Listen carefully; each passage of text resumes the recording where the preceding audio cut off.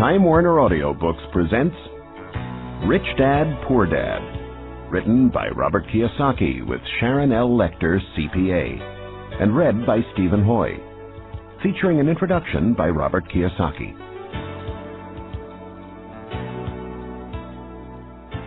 I had two fathers, a rich one and a poor one. One was highly educated and intelligent. He had a PhD and completed 4 years of undergraduate work in less than 2 years. The other father never finished the 8th grade. Both men were successful in their careers, working hard all their lives.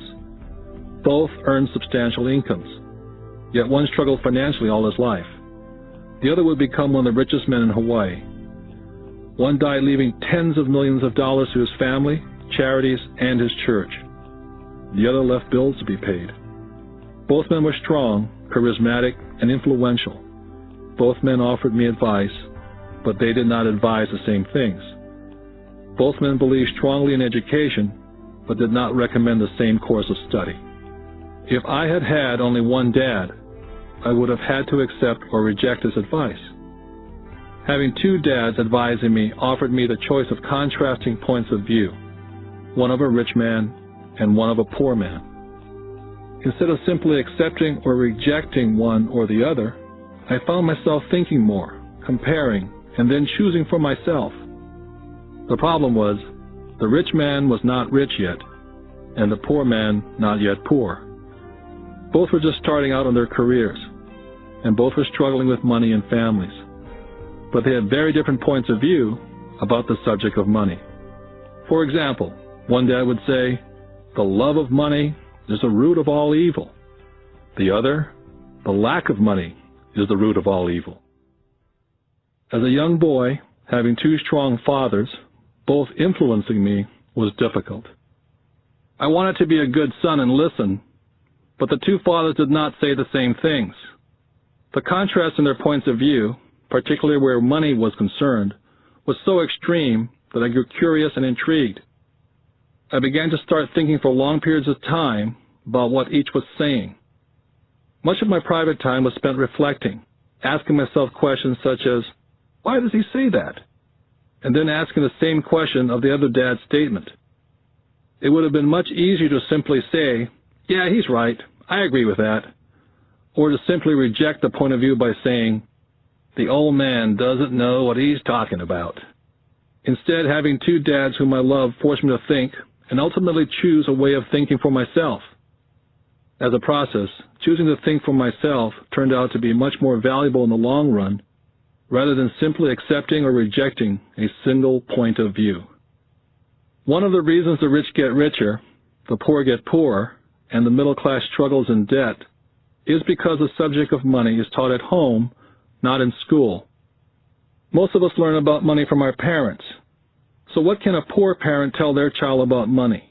They simply say, "Stay in school and study hard." The child may graduate with excellent grades, but with a poor person's financial programming and mindset. It was learned while the child was young. Money is not taught in schools. Schools focus on scholastic and professional skills, but not financial skills. This explains how smart bankers, doctors, and accountants who earn excellent grades in school may still struggle financially all their lives. Our staggering national debt is due in large part to highly educated politicians and government officials making financial decisions with little or no training on the subject of money.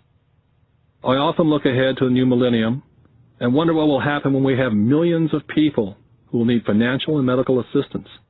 They will be dependent upon their families or the government for financial support. What will happen when Medicare and Social Security run out of money?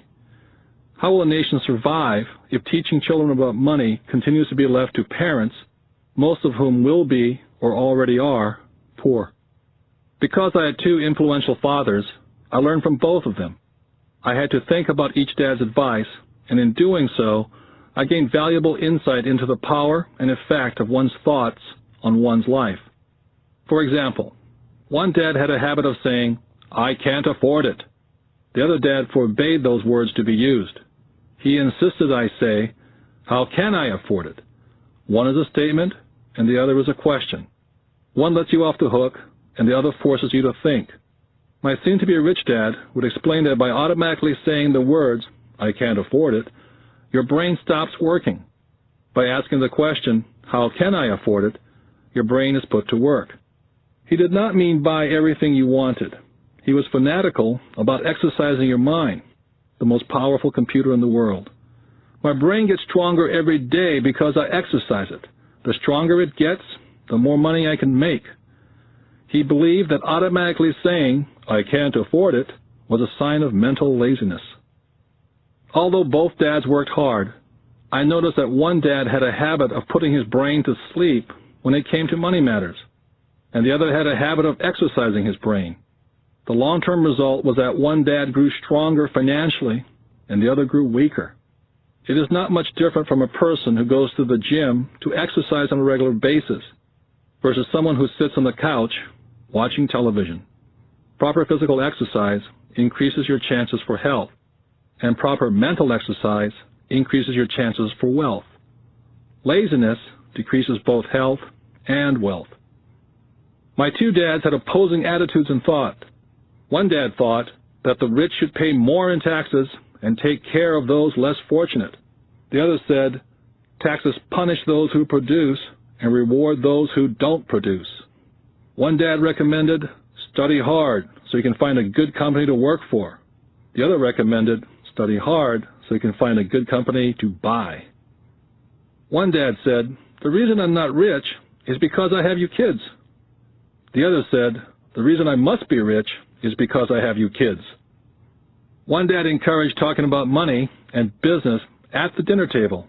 The other forbade the subject of money to be discussed over a meal. One said, when it comes to money, play it safe and don't take risks. The other said, learn to manage risk. One believed, our home is our largest investment and our greatest asset. The other believed, my house is a liability, and if your house is your largest investment, you're in trouble. Both dads paid their bills on time, yet one paid his bills first, while the other paid his bills last. Being a product of two strong dads allowed me the luxury of observing the effects different thoughts have on one's life. I noticed that people really do shape their life through their thoughts. For example, my poor dad always said, I'll never be rich, and that prophecy became reality. My rich dad, on the other hand, always referred to himself as rich. He would say things like, I'm a rich man, and rich people don't do this. Even when he was flat broke, after a major financial setback, he continued to refer to himself as a rich man. He would cover himself by saying, there's a difference between being poor and being broke. Broke is temporary, and poor is eternal. My poor dad would also say, I'm not interested in money, or money doesn't matter. My rich dad always said, money is power. The power of our thoughts may never be measured or appreciated, but it became obvious to me as a young boy to be aware of my thoughts and how I expressed myself. I noticed that my poor dad was poor not because of the amount of money he earned, which was significant, but because of his thoughts and his actions. As a young boy, having two fathers, I became acutely aware of being careful which thoughts I chose to adopt as my own. Whom should I listen to? My rich dad or my poor dad? Although both men had tremendous respect for education and learning, they disagreed in what they thought was important to learn.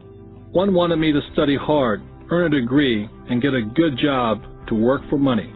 He wanted me to study to become a professional, an attorney, or an accountant, or to go to business school for my MBA. The other encouraged me to study to be rich, to understand how money works, and learn how to have it work for me. I don't work for money, were the words he would repeat over and over. Money works for me. At the age of 9, I decided to listen to and learn from my rich dad about money. In doing so, I chose not to listen to my poor dad, even though he was the one with all the college degrees. Once I made up my mind whom to listen to, my education about money began. My rich dad taught me over a period of 30 years, until I was age 39. He stopped once he realized that I knew and fully understood what he had been trying to drum into my often thick skull. Money is one form of power, but what is more powerful is financial education. Money comes and goes. But if you have the education about how money works, you gain power over it and can begin building wealth. The reason positive thinking alone does not work is because most people went to school and never learned how money works, so they spend their lives working for money. Because I was only 9 years old when I started, the lessons my rich dad taught me were simple. And when it was all said and done, there are only 6 main lessons repeated over 30 years. This book is about those 6 lessons, put as simply as possible as my rich dad put forth those lessons to me. The lessons are not meant to be answers, but guideposts. Guideposts that will assist you and your children to grow wealthier, no matter what happens in a world of increasing change and uncertainty. Dad, can you tell me how to get rich? My dad put down the evening paper. Why do you want to get rich, son? Because today Jimmy's mom drove up in their new Cadillac and they were going to their beach house for the weekend. He took 3 of his friends, but Mike and I weren't invited. They told us we weren't invited because we were poor kids. They did? My dad asked incredulously. Yeah, they did, I replied in a hurt tone. My dad silently shook his head, pushed his glasses up the bridge of his nose, and went back to reading his paper. I stood waiting for an answer. The year was 1956. I was 9 years old. By some twist of fate, I attended the same public school where the rich people sent their kids. We were primarily a sugar plantation town. The managers of the plantation and the other affluent people of the town, such as doctors, business owners, and bankers, sent their children to this school, grades 1 to 6. After grade 6, their children were generally sent off to private schools. Because my family lived on one side of the street, I went to this school. Had I lived on the other side of the street, I would have gone to a different school with kids from families more like mine. After grade 6, these kids and I would go on to the public intermediate and high school. There was no private school for them or for me. My dad finally put down the paper. Well, son, he began slowly, if you want to be rich, you have to learn to make money. How do I make money? I asked. Well, use your head, son, he said, smiling, which really meant, that's all I'm going to tell you, or, I don't know the answer, so don't embarrass me. The next morning, I told my best friend Mike what my dad had said.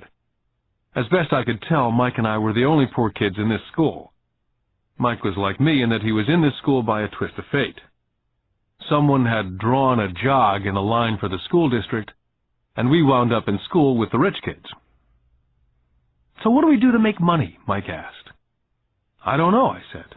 But do you want to be my partner? He agreed. And so on that Saturday morning, Mike became my first business partner. We spent all morning coming up with ideas on how to make money. Finally, that afternoon, a bolt of lightning came through our heads. It was an idea that Mike had gotten from a science book he'd read. Excitedly, we shook hands, and the partnership now had a business. For the next several weeks, Mike and I ran around our neighborhood, knocking on doors and asking our neighbors if they'd save their toothpaste tubes for us. With puzzled looks, most adults consented with a smile. Some asked us what we were doing, to which we replied, "We can't tell you. It's a business secret." My mom grew distressed as the weeks wore on. We had selected a site next to her washing machine as the place we would stockpile our raw materials. In a brown cardboard box that one time held ketchup bottles, our little pile of used toothpaste tubes began to grow. One day my dad drove up to see 2 9-year-old boys in the driveway with a production line operating at full speed. Fine white powder everywhere. On a long table were small milk cartons from school, and our family's hibachi grill was glowing with red-hot coals at maximum heat. Dad walked up cautiously, having to park the car at the base of the driveway, since the production line blocked the carport. As he got closer, he saw a steel pot sitting on top of the coals, with the toothpaste tubes being melted down. In those days, toothpaste did not come in plastic tubes. The tubes were made of lead. So once the paint was burned off, the tubes were dropped in a small steel pot, melted until they became liquid, and with my mom's pot holders, we were pouring the lead through a small hole in the top of the milk cartons. The milk cartons were filled with plaster of Paris. The white powder everywhere was the plaster before we mixed it with water. The milk cartons were the outer containers for plaster of Paris molds. My dad watched as we carefully poured the molten lead through a small hole in the top of the plaster of Paris cube. "What are you boys doing?" he asked with a cautious smile. "We're doing what you told me to do. We're going to be rich," I said. "Yep," said Mike, grinning and nodding his head. "We're partners." "And what is in those plaster molds?" Dad asked. "Watch," I said. "This should be a good batch." With a small hammer, I tapped at the seal that divided the cube in half. Cautiously, I pulled up the top half of the plaster mold, and a lead nickel fell out. "Oh, my God," my dad said. "You're casting nickels out of lead." "That's right," Mike said. "We're making money." My dad smiled and shook his head. Along with a fire and a box of spent toothpaste tubes in front of him were two little boys covered with white dust and smiling from ear to ear. He asked us to put everything down and sit with him on the front step of our house. With a smile, he gently explained what the word counterfeiting meant. Our dreams were dashed. "You mean this is illegal?" asked Mike. "Yes, it is illegal," my dad said gently. "But you boys have shown great creativity and original thought. Keep going. I'm really proud of you." Disappointed, Mike and I sat in silence for about 20 minutes before we began cleaning up our mess. The business was over on opening day. Sweeping the powder up, I looked at Mike and said, "I guess Jimmy and his friends are right. We are poor." My father was just leaving as I said that. "Boys," he said, "you're only poor if you give up. The most important thing is that you did something. Most people only talk and dream of getting rich. You've done something. I'm very proud of the two of you. I will say it again. Keep going. Don't quit." Mike and I stood there in silence. They were nice words, but we still did not know what to do. "So how come you're not rich, Dad?" I asked. "Because I chose to be a school teacher. School teachers really don't think about being rich. We just like to teach. I wish I could help you, but I really don't know how to make money." Mike and I turned and continued our cleanup. "I know," said my dad. "If you boys want to learn how to be rich, don't ask me. Talk to your dad, Mike." "My dad?" asked Mike with a scrunched-up face. "Yeah, your dad," repeated my dad with a smile. "Your dad and I have the same banker, and he raves about your father. He's told me several times that your father is brilliant when it comes to making money. He seems to be building an empire, and I suspect in a few years he will be a very rich man." With that, Mike and I got excited again. With new vigor, we began cleaning up the mess caused by our now-defunct first business. As we were cleaning, we made plans on how and when to talk to Mike's dad. The problem was that Mike's dad worked long hours and often did not come home until late. His father owned warehouses, a construction company, a chain of stores, and 3 restaurants. It was the restaurants that kept him out late. Mike caught the bus home after we had finished cleaning up. He was going to talk to his dad when he got home that night and ask him if he would teach us how to become rich. Mike promised to call as soon as he talked to his dad, even if it was late. The phone rang at 8:30 p.m. Mike's dad had agreed to meet with Mike and me. At 7:30 Saturday morning, I caught the bus to the poor side of town. Michael and I met with his dad that morning at 8 o'clock. He was already busy and had been at work for more than an hour. His construction supervisor was just leaving in his pickup truck as I walked up to his simple, small, and tidy home. Mike met me at the door. "Dad's on the phone, and he said to wait on the back porch," Mike said as he opened the door. The old wooden floor creaked as I stepped across the threshold of this aging house. There was a cheap mat just inside the door. That mat was there to hide the years of wear from countless footsteps that the floor had supported. Although clean, it needed to be replaced. I felt claustrophobic as I entered the narrow living room, which was filled with old, musty, overstuffed furniture that today would be collector's items. Sitting on the couch were 2 women, a little older than my mom. Across from the women sat a man in workman's clothes. They smiled as Mike and I walked past them, heading for the kitchen, which led to the porch that overlooked the backyard. I smiled back shyly. "Who are those people?" I asked. Oh, they work for my dad. The older man runs his warehouses, and the women are the managers of the restaurants. And you saw the construction supervisor who's working on a road project about 50 miles from here. His other supervisor, who's building a tract of houses, had already left before you got here. Does this go on all the time, I asked. Not always, but quite often, said Mike, smiling as he pulled up a chair to sit down next to me. I asked him if he'd teach us to make money, Mike said. Oh? And what did he say to that? I asked with cautious curiosity. Well, he had a funny look on his face at first, and then he said he would make us an offer. Oh, I said, rocking my chair back against the wall. I sat there perched on two rear legs of the chair. Mike did the same thing. Suddenly, Mike's dad burst through the rickety screen door and onto the porch.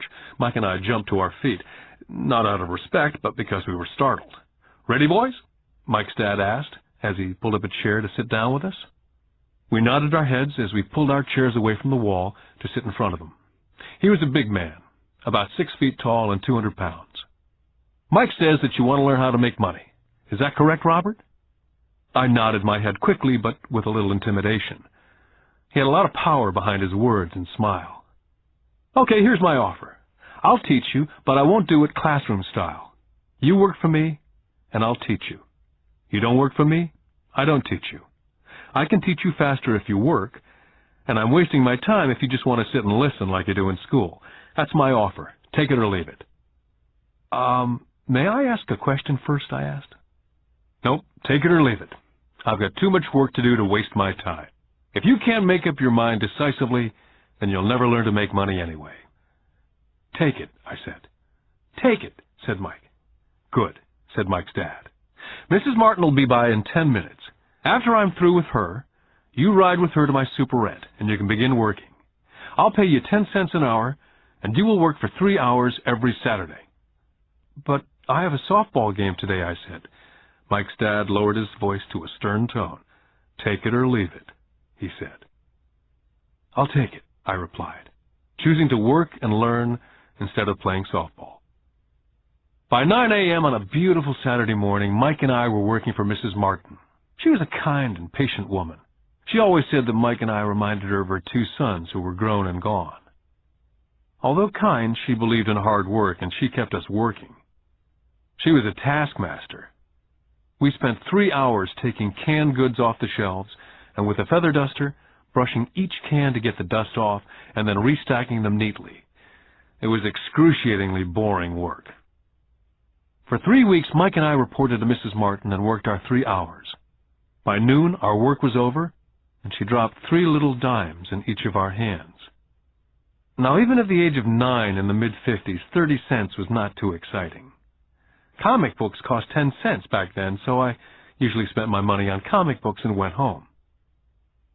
By Wednesday of the 4th week, I was ready to quit. I had agreed to work only because I wanted to learn to make money from Mike's dad. And now I was a slave for 10 cents an hour. On top of that, I had not seen Mike's dad since that first Saturday. I'm quitting, I told Mike at lunchtime. The school lunch was miserable. School was boring, and now I didn't even have my Saturdays to look forward to. But it was the 30 cents that really got to me. Mike smiled. Dad said this would happen. He said to meet with him when you were ready to quit. What? I said indignantly. He's been waiting for me to get fed up? Sort of, Mike said. Dad's kind of different. He teaches differently from your dad. Your mom and dad lecture a lot. My dad is quiet and a man of few words. You just wait till this Saturday. I'll tell him you're ready. You mean I've been set up? No, not really, but maybe. Dad will explain on Saturday. I was ready to face him, and I was prepared. Even my real dad was angry with him. My real dad, the one I call the poor one, thought that my rich dad was violating child labor laws and should be investigated. My educated dad told me to demand what I deserve, at least 25 cents an hour. My poor dad told me that if I didn't get a raise, I was to quit immediately. At 8 o'clock Saturday morning, I was going through the same rickety door of Mike's house. Take a seat and wait in line, Mike's dad said as I entered. He turned and disappeared into his little office next to a bedroom. I looked around the room and didn't see Mike anywhere. Feeling awkward, I cautiously sat down next to the same two women who were there 4 weeks earlier. They smiled and slid across the couch to make room for me. 45 minutes went by, and I was steaming. The two women had met with him and left 30 minutes earlier. An older gentleman was in there for 20 minutes and was also gone. The house was empty, and I sat out in his musty, dark living room on a beautiful, sunny Hawaiian day, waiting to talk to a cheapskate who exploited children. I could hear him rustling around in the office, talking on the phone and ignoring me. I was now ready to walk out, but for some reason I stayed. Finally, 15 minutes later, at exactly 9 o'clock, Rich Dad walked out of his office, said nothing, and signaled with his hand for me to enter his dingy office. "I understand you want a raise or you're going to quit," Rich Dad said as he swiveled in his office chair. "Well, you're not keeping your end of the bargain," I blurted out, nearly in tears. It was really frightening for a 9-year-old boy to confront a grown-up. "You said that you'd teach me if I worked for you." "Well, I've worked for you. I've worked hard. I've given up my baseball games to work for you, and you don't keep your word.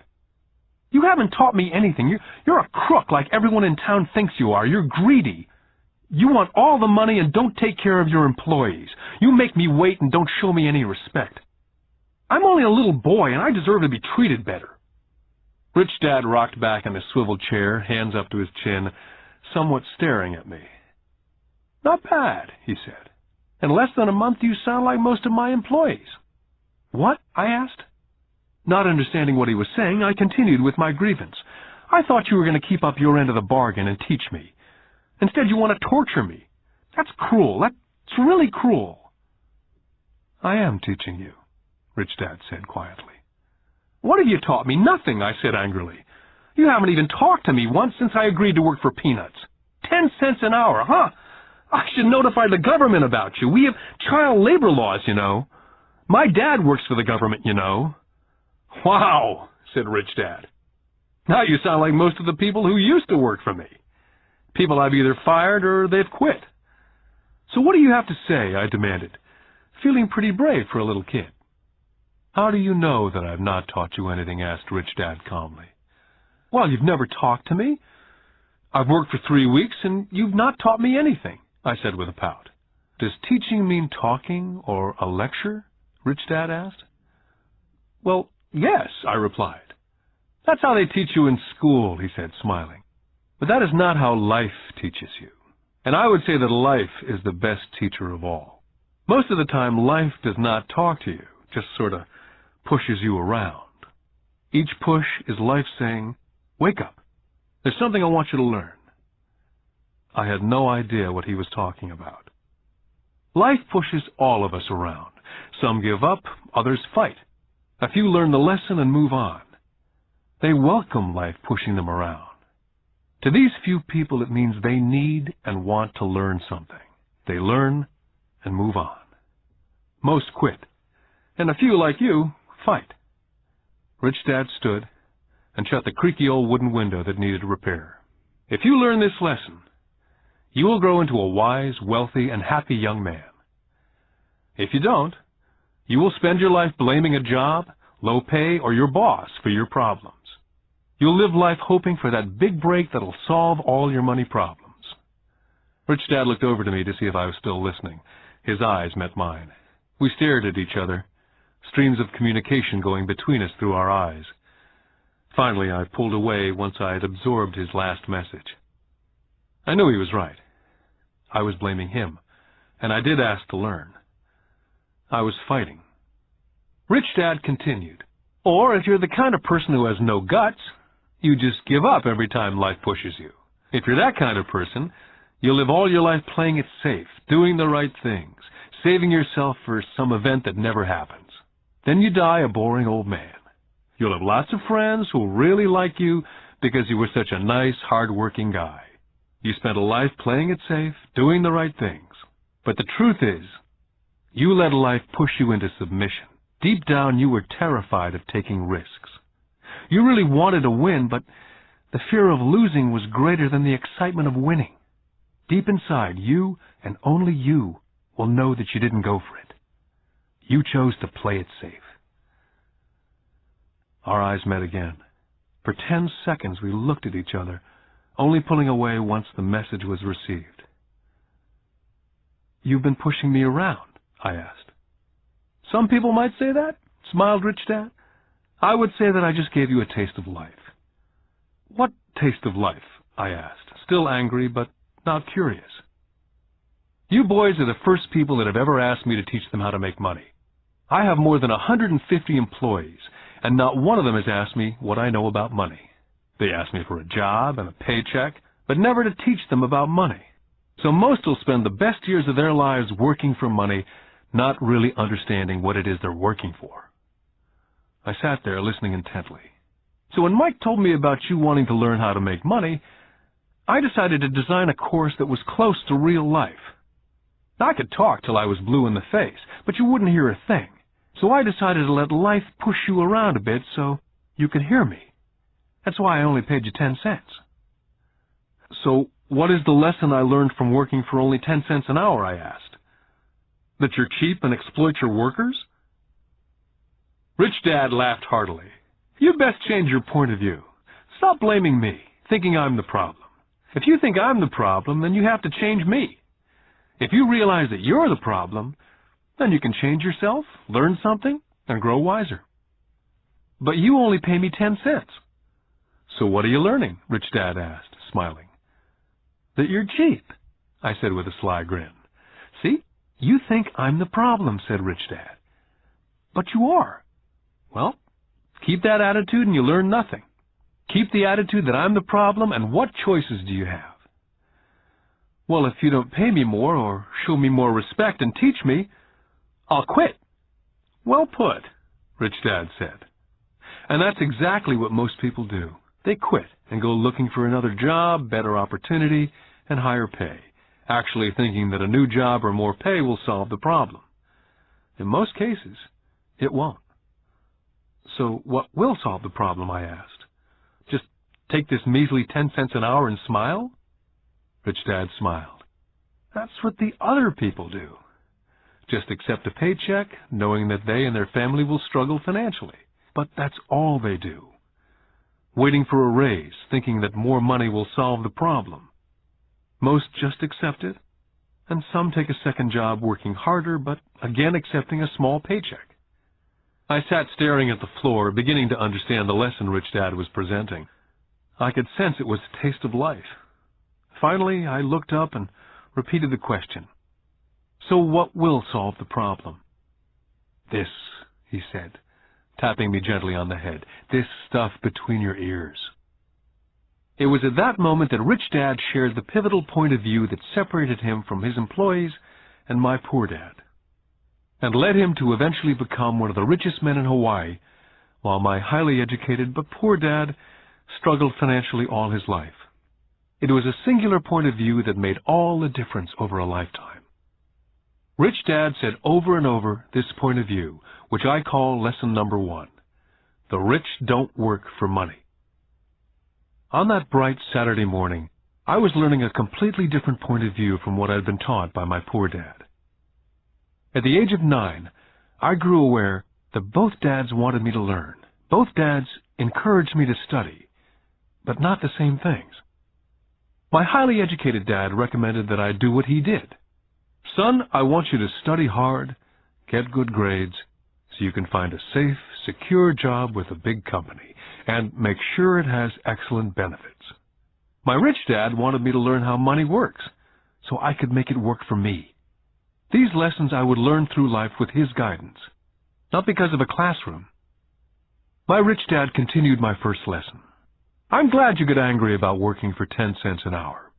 If you'd not gotten angry, and had gladly accepted it, I would have to tell you that I could not teach you. You see, true learning takes energy, passion, a burning desire. Anger is a big part of that formula, for passion is anger and love combined. When it comes to money, most people want to play it safe and feel secure, so passion does not direct them, fear does." "So is that why they'll take a job with low pay?" I asked. "Yes," said Rich Dad. "Some people say I exploit people because they don't pay as much as the sugar plantation or the government. I say people exploit themselves. It's their fear, not mine. But don't you feel you should pay them more? I asked. I don't have to. And besides, more money will not solve the problem. Just look at your dad. He makes a lot of money and he still can't pay his bills. Most people, given more money, only get into more debt. So that's why the 10 cents an hour, I said, smiling. It's a part of the lesson. That's right, smiled Rich Dad. You see, your dad went to school and got an excellent education so he could get a high-paying job, which he did. But he still has money problems because he never learned anything about money at school. On top of that, he believes in working for money. And you don't, I asked. No, not really, said Rich Dad. If you want to learn to work for money, then stay in school. That's a great place to learn to do that. But if you want to learn how to have money work for you, then I will teach you that. But only if you want to learn. Wouldn't everyone want to learn that, I asked. No, said Rich Dad, simply because it's easier to learn to work for money, especially if fear is your primary emotion when the subject of money is discussed. I don't understand, I said with a frown. Oh, don't worry about that for now. Just know that it's fear that keeps most people working at a job. The fear of not paying their bills, the fear of being fired, the fear of not having enough money, the fear of starting over. That's the price of studying to learn a profession or trade and then working for money. Most people become a slave to money and then get angry at their boss. Learning to have money work for you is a completely different course of study, I asked. Absolutely, Rich Dad answered. Absolutely. We sat in silence. My friends would have been just starting their Little League baseball game. But for some reason I was now thankful I decided to work for 10 cents an hour. I sensed that I was about to learn something my friends would not learn in school. Ready to learn? Asked Rich Dad. Absolutely, I said with a grin. I've kept my promise. I've been teaching you from afar, my Rich Dad said. At 9 years old, you've gotten a taste of what it feels like to work for money.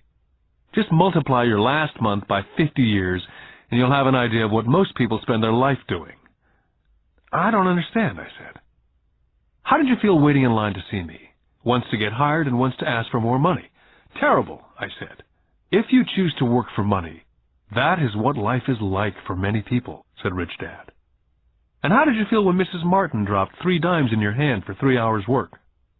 I felt like it wasn't enough. It seemed like nothing. I was disappointed, I said. And that is how most employees feel when they look at their paychecks, especially after all the tax and other deductions are taken out. At least you got 100%. You mean most workers don't get paid everything? I asked with amazement. Heavens, no, said Rich Dad. The government always takes its share first. How do they do that? I asked. Taxes, said Rich Dad. You're taxed when you earn, you're taxed when you spend, you're taxed when you save, you're taxed when you die. Why do people let the government do that to them? The rich don't, said Rich Dad with a smile. The poor and the middle class do. I'll bet you that I earn more than your dad, yet he pays more in taxes. How can that be? I asked. As a 9-year-old boy, that made no sense to me. Why would someone let the government do that to them? Rich Dad sat there in silence. I guess he wanted me to listen instead of jabber away at the mouth. Finally, I calmed down. I did not like what I had heard. I knew my dad complained constantly about paying so much in taxes, but really did nothing about it. Was that life pushing him around? Rich Dad rocked slowly and silently in his chair, just looking at me. Ready to learn? He asked. I nodded my head slowly. Learning how to have money work for you is a lifetime study. Most people go to college for 4 years and their education ends. I already know that my study of money will continue over a lifetime simply because the more I find out, the more I find out I need to know. Most people never study the subject. They go to work, get their paycheck, balance their checkbooks, and that's it. On top of that, they wonder why they have money problems. Then they think that more money will solve the problem. Few realize that it's their lack of financial education that is the problem. So, my dad has tax problems because he doesn't understand money? I asked, confused. Look, said Rich Dad, taxes are just one small section on learning how to have money work for you. Today, I just wanted to find out if you still have the passion to learn about money. Most people don't. They want to go to school, learn a profession, have fun at their work, and earn lots of money. One day they wake up with big money problems, and then they can't stop working. That's the price of only knowing how to work for money, instead of studying how to have money work for you. So, do you still have the passion to learn? Asked Rich Dad. I nodded my head. Good, said Rich Dad. Now get back to work. This time I will pay you nothing. What? I asked in amazement. You heard me. Nothing. You'll work the same 3 hours every Saturday, but this time you will not be paid 10 cents an hour.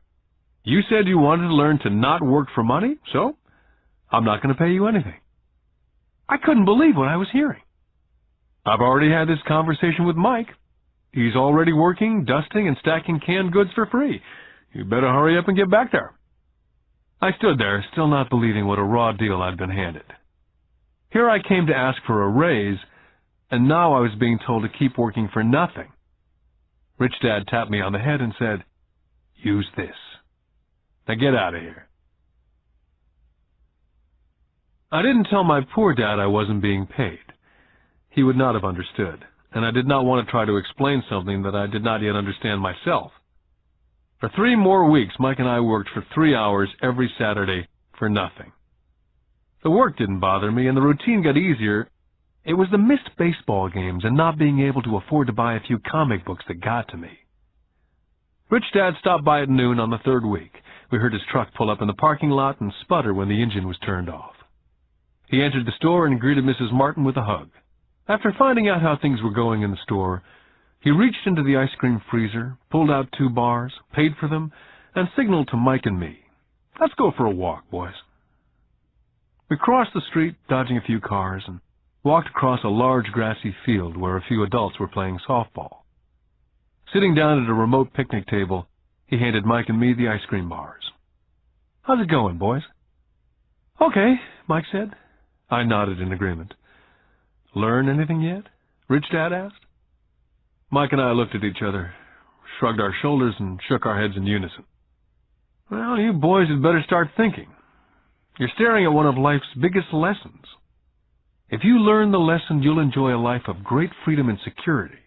If you don't learn the lesson, you'll wind up like Mrs. Martin and most of the people playing softball in this park. They work very hard for a little money, clinging to the illusion of job security, looking forward to a 3-week vacation each year and a skimpy pension after 45 years of work. Now, if that excites you, I'll give you a raise to 25 cents an hour." "But these are good, hard-working people. Are you making fun of them?" I demanded. A smile came over Rich Dad's face. "Mrs. Martin's like a mother to me, and I would never be that cruel. I may sound cruel because I'm doing my best to point something out to the 2 of you. I want to expand your point of view so you can see something most people never have the benefit of seeing because their vision is too narrow. Most people never see the trap they're in." Mike and I sat there uncertain of his message. He sounded cruel, yet we could sense he was desperately wanting us to know something. With a smile, Rich Dad said, "Doesn't that 25 cents an hour sound good? Doesn't that make your heart beat a little faster?" I shook my head no, but it really did. 25 cents an hour would be big bucks to me. "Okay, I'll pay you $1 an hour," Rich Dad said with a sly grin. Now my heart was beginning to race. My brain was screaming, "Take it, take it." I could not believe what I was hearing. Still, I said nothing. "Okay, $2 an hour." My little 9-year-old brain and heart nearly exploded. After all, it was 1956, and being paid $2 an hour would have made me the richest kid in the world. I couldn't imagine earning that kind of money. I wanted to say yes, but somehow my mouth stayed silent. Maybe my brain had overheated and blown a fuse, but deep down I badly wanted that $2 an hour. The ice cream had melted and was running down my hand. Rich Dad was looking at 2 boys staring back at him, eyes wide open and brains empty. He knew that he was testing us, and he knew there was part of our emotions that wanted to take the deal. "Okay," he said, $5 an hour. Suddenly there was a silence from inside me. Something had changed. The offer was too big, and had gotten ridiculous. Not too many grown-ups in 1956 made more than $5 an hour. The temptation disappeared and a calm set in. Slowly, I turned to my left to look at Mike. He looked back at me. The part of my soul that was weak and needy was silenced. The part of me that had no price took over. There was a calm and a certainty about money that entered my brain and my soul. I knew Mike had gotten to that point also. "Good," Rich Dad said softly. "Most people have a price. And they have a price because of human emotions named fear and greed. First, the fear of being without money motivates us to work hard. And then once we get that paycheck, greed or desire starts us thinking about all the wonderful things money can buy. The pattern is then set." "What pattern?" I asked. "The pattern of get up, go to work, pay bills, get up, go to work, pay bills. Their lives are then run forever by two emotions, fear and greed. Offer them more money, and they continue the cycle by also increasing their spending. This is what I call the rat race." "There is another way?" Mike asked. "Yes," said Rich Dad slowly, "but only a few people find it." "And what is that way?" Mike asked. "That's what I hope you boys will find out as you work and study with me. That is why I took away all forms of pay." "Any hints?" Mike asked. "We're kind of tired of working hard, especially for nothing." "Well, the first step is telling the truth," said Rich Dad. "We haven't been lying," I said. "I did not say you were lying. I said to tell the truth," Rich Dad came back. "The truth about what?" I asked. "How you're feeling," Rich Dad said. "You don't have to say it to anyone else, just yourself." "You mean the people in this park, the people who work for you, Mrs. Martin, they don't do that?" I asked. "I doubt it," Rich Dad said. "Instead, they feel the fear of not having money. Instead of confronting the fear, they react instead of think. They react emotionally instead of using their heads," Rich Dad said, tapping us on our heads. "Then they get a few bucks in their hands, and again the emotion of joy and desire and greed take over. And again they react instead of think." "So their emotions do their thinking," Mike said. "That's correct," said Rich Dad. "Money is running their lives, and they refuse to tell the truth about that. Money is in control of their emotions, and hence their souls." Rich Dad sat quietly, letting his words sink in. Realizing we had absorbed as much as possible of what he was talking about, Rich Dad said, "I want you boys to avoid that trap. That is really what I want to teach you. Not just to be rich, because being rich does not solve the problem." "It doesn't?" I asked, surprised. "No, it doesn't. Let me finish with the other emotion, which is desire. Some call it greed, but I prefer desire. It's perfectly normal to desire something better, prettier, more fun or exciting. So people also work for money because of desire. They desire money for the joy they think it can buy. But the joy that money brings is often short-lived, and they soon need more money for more joy, more pleasure, more comfort, more security. So they keep working, thinking money will soothe their souls that are troubled by fear and desire. But money cannot do that. "Even for rich people?" Mike asked. "Rich people included," said Rich Dad. "In fact, the reason many rich people are rich is not because of desire, but because of fear. They actually think that money can eliminate that fear of not having money, of being poor. So they amass tons of it only to find out that the fear gets worse. They now fear losing it. I have friends who keep on working even though they have plenty. I know people who have millions who are more afraid now than when they were poor. They're terrified of losing all their money. I want to teach you to master the power of money, not be afraid of it. And they don't teach that in school. If you don't learn it, you can become a slave to money." It was finally making sense. He did want us to widen our views, to see what Mrs. Martin could not see, his employees could not see, or my dad for that matter. He used examples that sounded cruel at the time, but I've never forgotten them. My vision widened that day, and I could begin to see the trap that lay ahead for most people. You see, we're all employees, ultimately. We just work at different levels, said Rich Dad. I just want you boys to have a chance to avoid the trap. The trap caused by those two emotions, fear and desire. Use them in your favor, not against you. That's what I want to teach you. I'm not interested in just teaching you to make a pile of money. That won't handle the fear or desire. If you don't first handle fear and desire and you get rich, you'll only be a high-paid slave. So how do we avoid the trap, I asked. The main cause of poverty or financial struggle is fear and ignorance, not the economy or the government or the rich. It's self-inflicted fear and ignorance that keeps people trapped. So you boys go to school and get your college degrees. I'll teach you how to stay out of the trap. The pieces of the puzzle were appearing. My highly educated dad had a great education and a great career, but school never told him how to handle money or his fears. It became clear that I could learn different and important things from two fathers. So you've been talking about the fear of not having money. How does the desire of money affect our thinking? Mike asked. How did you feel when I tempted you with a pay raise? Did you notice your desires rising? We nodded our heads. By not giving into your emotions, you were able to delay your reactions and think. That's most important. We will always have emotions of fear and greed.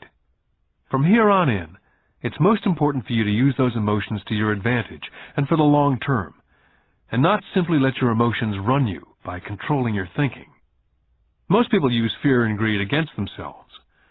That's the start of ignorance. Most people live their lives chasing paychecks, pay raises, and job security because of the emotions of desire and fear, not really questioning where those emotion-driven thoughts are leading them. It's just like the picture of a donkey dragging a cart with its owner dangling a carrot just in front of the donkey's nose. The donkey's owner may be going where he wants to go, but the donkey is chasing an illusion. Tomorrow there will only be another carrot for the donkey. You mean the moment I began to picture a new baseball glove, candy or toys that's like a carrot to a donkey, Mike asked? Yeah. And as you get older, your toys get more expensive. New car, boat, and a big house to impress your friends, said Rich Dad with a smile.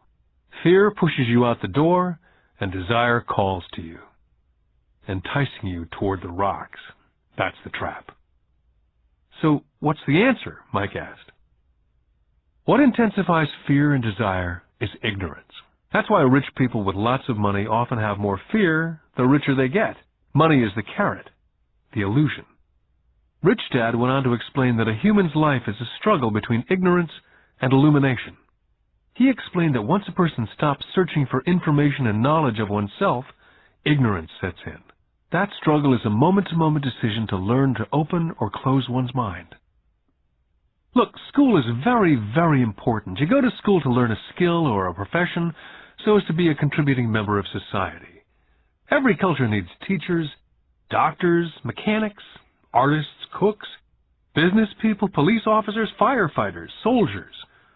Schools train them so our culture can thrive and flourish, said Rich Dad. Unfortunately for many people, school is the end, not the beginning. What does ignorance have to do with greed and fear, I asked. Because it's ignorance about money that causes so much greed and so much fear, said Rich Dad. Let me give you some examples. A doctor wanting more money to better provide for his family raises his fees. By raising his fees, it makes healthcare more expensive for everyone. Now it hurts the poor people the most, so poor people have worse health than those with money. Because the doctors raise their rates, the attorneys raise their rates. Because the attorneys' rates have gone up, school teachers want a raise, which raises our taxes, and on and on and on. Soon there will be such a horrifying gap between the rich and the poor that chaos will break out, and another great civilization will collapse. Great civilizations collapsed when the gap between the haves and the have-nots was too great. America is on the same course, proving once again that history repeats itself, because we do not learn from history. We only memorize historical dates and names, not the lesson. Aren't prices supposed to go up, I asked. Not in an educated society with a well-run government. Prices should actually come down. Of course, that's often only true in theory. Prices go up because of greed and fear caused by ignorance. If schools taught people about money, there would be more money and lower prices. But schools only focus on teaching people to work for money, not how to harness money's power. But don't we have business schools, Mike asked? Aren't you encouraging me to go to business school for my master's degree?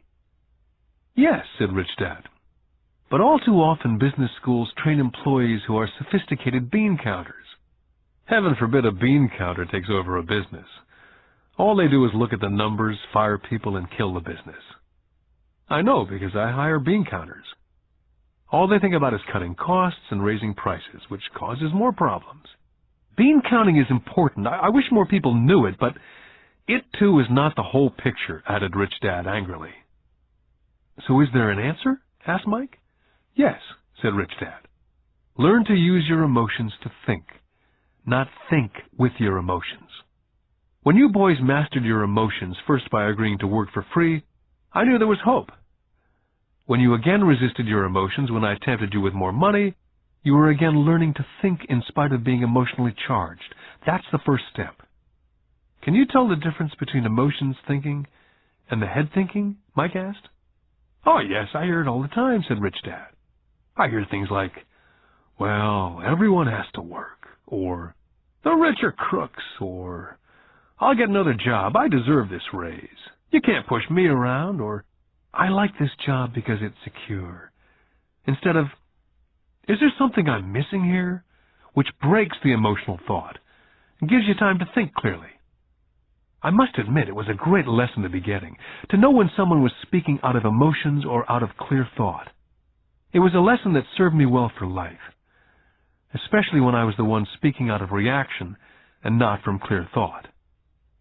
As we headed back to the store, Rich Dad explained that the rich really did make money. They did not work for it. He went on to explain that when Mike and I were casting 5-cent pieces out of lead, thinking we were making money, we were very close to thinking the way rich people think. The problem was that it was illegal for us to do it. Rich Dad went on to explain that the rich know that money is an illusion, truly like the carrot for the donkey. It's only out of fear and greed that the illusion of money is held together by billions of people thinking that money is real. Money is really made up. It was only because of the illusion of confidence and the ignorance of the masses that the house of cards stood standing. In fact, he said, in many ways the donkey's carrot was more valuable than money. As he climbed into his pickup truck outside of his little convenience store, he said, "Keep working, boys. But the sooner you forget about needing a paycheck, the easier your adult life will be. Keep using your brain. Work for free. And soon your mind will show you ways of making money far beyond what I could ever pay you. You'll begin to see opportunities right in front of you that in the past would have gone unnoticed." Mike and I picked up our things from the store and waved goodbye to Mrs. Martin. We went back to the park, to the same picnic bench, and spent several more hours thinking and talking. We spent the next week at school thinking and talking. For 2 more weeks, we kept thinking and talking and working for free. At the end of the second Saturday, I was again saying goodbye to Mrs. Martin and looking at the comic book stand with a longing gaze. The hard thing about not even getting 30 cents every Saturday was that I didn't have any money to buy comic books. Suddenly, as Mrs. Martin was saying goodbye to Mike and me, I saw something she was doing that I'd never seen her do before. I mean, I'd seen her do it, but I never took notice of it. Mrs. Martin was cutting the front page of the comic book in half. She was keeping the top half of the comic book cover and throwing the rest of the comic book into a large brown cardboard box. When I asked her what she did with the comic books, she said, "I throw them away. I give the top half of the cover back to the comic book distributor for credit when he brings in the new comics. He's coming in an hour." Mike and I waited for an hour. Soon the distributor arrived, and I asked him if we could have the comic books, to which he replied, "You can have them if you work for this store and do not resell them." Our partnership was revived. Mike's mom had a spare room in the basement that no one used. We cleaned it out and began piling hundreds of comic books in that room. Soon our comic book library was open to the public. We hired Mike's younger sister, who loved to study, to be head librarian. She charged each child 10 cents admission to the library, which was open from 2:30 to 4:30 p.m. every day after school. The customers, the children of the neighborhood, could read as many comics as they could in 2 hours. It was a bargain for them, since a comic cost 10 cents each, and they could read 5 or 6 in 2 hours. Mike's sister would check the kids as they left to make sure they weren't borrowing any comic books. She also kept the books, logging in how many kids showed up each day, who they were, and any comments they might have. Mike and I averaged $9.50 per week over a 3-month period. We paid his sister $1 a week and allowed her to read the comics for free, which she rarely did since she was always studying.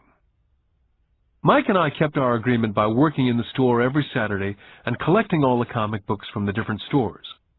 We kept our agreement to the distributor by not selling any comic books. We burned them once they got too tattered. We tried opening a branch office, but we could never quite find someone as dedicated as Mike's sister we could trust. At an early age, we found out how hard it was to find good staff. 3 months after the library first opened, a fight broke out in the room. Some bullies from another neighborhood pushed their way in and started it. Mike's dad suggested we shut down the business. So our comic book business was shut down, and we stopped working on Saturdays at the convenience store. Anyway, Rich Dad was excited because he had new things he wanted to teach us. He was happy because we'd learned our first lesson so well. We'd learned to have money work for us. By not getting paid for our work at the store, we were forced to use our imaginations to identify an opportunity to make money. By starting our own business, the comic book library, we were in control of our own finances, not dependent on an employer. The best part was that our business generated money for us, even when we weren't physically there.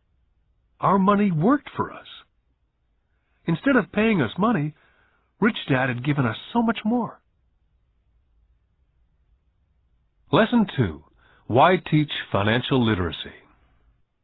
In 1990, my best friend Mike took over his father's empire and is in fact doing a better job than his dad did. We see each other once or twice a year on the golf course. He and his wife are wealthier than you could imagine. Rich Dad's empire is in great hands, and Mike is now grooming his son to take his place, as his dad groomed us. In 1994, I retired at the age of 47, and my wife Kim was 37.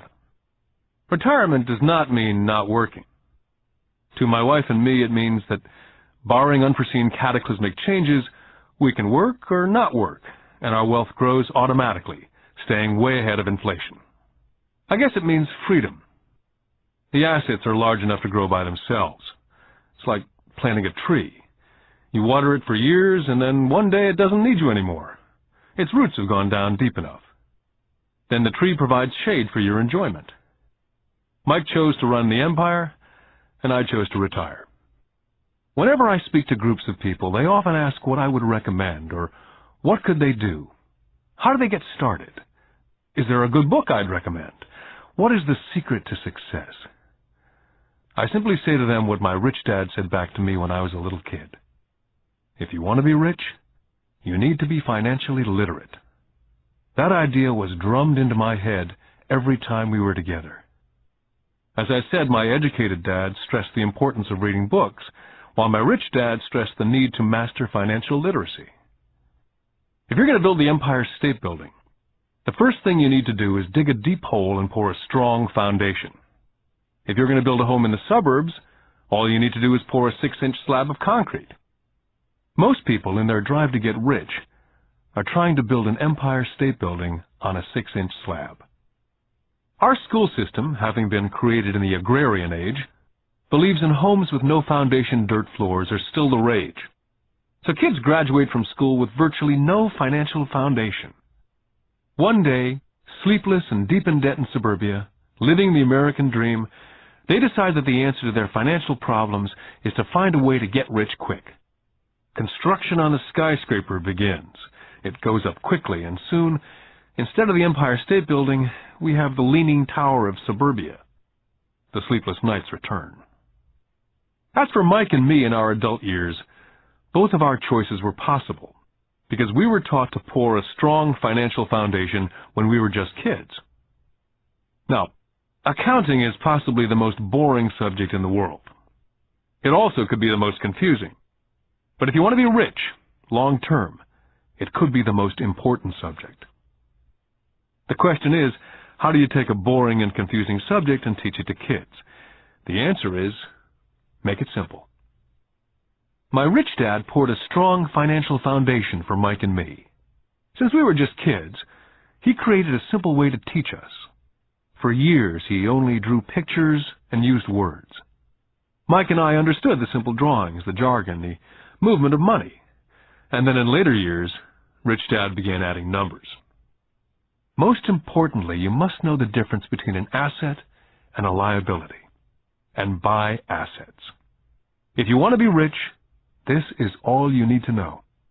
It is rule number 1. It is the only rule. This may sound absurdly simple, but most people have no idea how profound this rule is. Most people struggle financially because they do not know the difference between an asset and a liability. Rich people acquire assets. The poor and middle class acquire liabilities, but they think they are assets. When Rich Dad explained this to Mike and me, we thought he was kidding.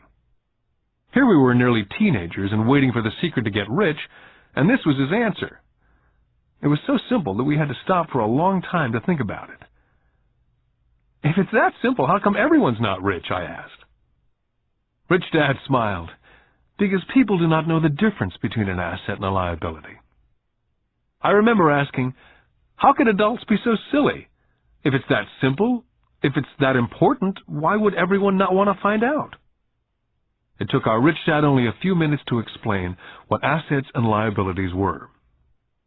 To teach preteen boys, Rich Dad kept everything simple, using as many pictures as possible, as few words as possible, and no numbers for years. My Rich Dad simply drew a vertical box with a line through the middle. The top half was for income, and the bottom half was for expenses. Then beneath that box, he drew another box horizontally, which he divided into a left half for assets and a right half for liabilities. The income statement, often called a profit and loss statement, measures income and expenses, money in or money out. The second set of boxes is the balance sheet. It's called that because it's supposed to balance assets against liabilities. That relationship is vital to understand. The primary cause of financial struggle is simply not knowing the difference between an asset and a liability. The cause of the confusion is found in the definition of the two words. If you want a lesson in confusion, simply look up the words asset and liability in the dictionary. So my Rich Dad simply told two young boys the following. An asset is something that puts money in my pocket. A liability is something that takes money out of my pocket. This is really all you need to know. If you want to be rich, simply spend your life buying assets. If you want to be poor or middle class, spend your life buying liabilities. It's not knowing the difference that causes most of the financial struggle in the real world. My Rich Dad then drew 3 arrows on his diagram. He explained, the arrow represents the flow of cash, or cash flow. In 80% of most families, the financial story is a story of working hard in an effort to get ahead. It's not because they don't make money, but because they spend their lives buying liabilities instead of assets. The first arrow showed the cash flow pattern of a poor person or a young person still at home. The arrow goes into the income box from a job or salary. It then continues into the expense box. Expenses include taxes, rent, and everyday living expenses. It flows out the expense box and is gone. The second arrow Rich Dad drew represented the cash flow pattern of a middle-class person. The arrow flows from a job into the income box. It then flows into the liabilities box. Most middle-class people acquire many liabilities, such as a mortgage, a car loan, and credit card debt. From the liabilities box, it flows to the expense box, where the monthly payments are made for the liabilities as well as taxes and living expenses. From there, it flows out the expense box and is gone. The third arrow is a pattern of a wealthy person. This arrow simply flows from the asset box into the income box. The cash flow is not generated by a job or salary, but by assets. Remember, assets are things that put money in your pocket. Additionally, the rich have few expenses and liabilities, or if they do, those liabilities are more than covered by their assets.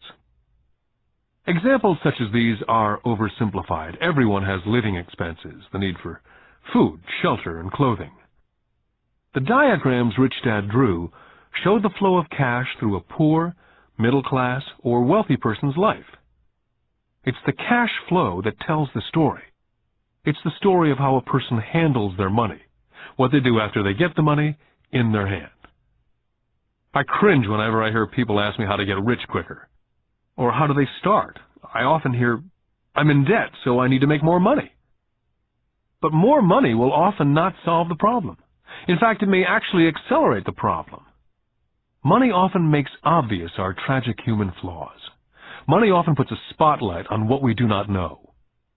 That's why, all too often, a person who comes into a sudden windfall of cash, let's say an inheritance, a pay raise, or lottery winnings, soon returns to the same financial mess, if not worse than the mess they were in before they received the money. Money only accentuates the cash flow pattern running in your head. If your pattern is to spend everything you get, most likely an increase in cash will just result in an increase in spending. Thus the saying, a fool and his money is one big party.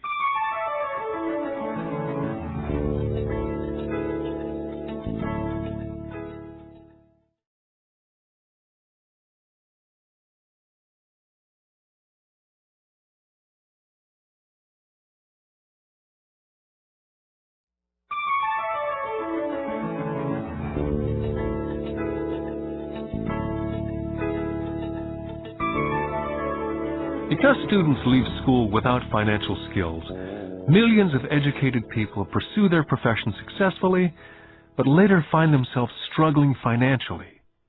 They work harder but don't get ahead. What's missing from their education is not how to make money, but how to spend money. What to do after you make it. It's called financial aptitude. What to do with the money once you make it, how to keep people from taking it from you, how long you keep it, and how hard that money works for you. Most people cannot tell why they struggle financially because they don't understand cash flow. A person can be highly educated, professionally successful, and financially illiterate. These people often work harder than they need to because they learned how to work hard, but not how to have their money work for them. The moving picture show of hard-working people has a set pattern. Recently married, the happy, highly educated young couple move in together in one of their cramped rented apartments. Immediately they realize that they're saving money because two can live as cheaply as one. The problem is, the apartment is cramped. They decide to save money to buy their dream home so they can have kids. They now have two incomes, and they begin to focus on their careers. Their incomes begin to increase. As their incomes go up, their expenses go up as well, so there is little or no money to flow into the asset box. This means the only income they get comes from their jobs. The number one expense for most people is taxes. Many people think it's income tax, but for most Americans, their highest tax is Social Security. As an employee, it appears as if the Social Security tax, combined with the Medicare tax rate, is roughly 7.5%. But it's really 15%, since the employer must match the Social Security amount. In essence, it is money the employer cannot pay you. On top of that, you still have to pay income tax on the amount deducted from your wages for Social Security tax. Income you never receive because it went directly to Social Security through withholding. Then their liabilities go up. This is best demonstrated by going back to the young couple. As a result of their incomes going up, They decide to go out and buy the house of their dreams. Once in their house, they have a new tax, called property tax. Then they buy a new car, new furniture, and new appliances to match their new house. All of a sudden, they wake up, and their liabilities column is full of mortgage debt and credit card debt. They're now trapped in the rat race. A child comes along. They work harder. The process repeats itself. More money and higher taxes, also called bracket creep. A credit card comes in the mail. They use it. It maxes out. A loan company calls and says their greatest asset, their home, has appreciated in value. The company offers a bill consolidation loan because their credit is so good and tells them the intelligent thing to do is clear off the high-interest consumer debt by paying off their credit card. And besides, interest on their home is a tax deduction. They go for it and pay off those high-interest credit cards. They breathe a sigh of relief. Their credit cards are paid off.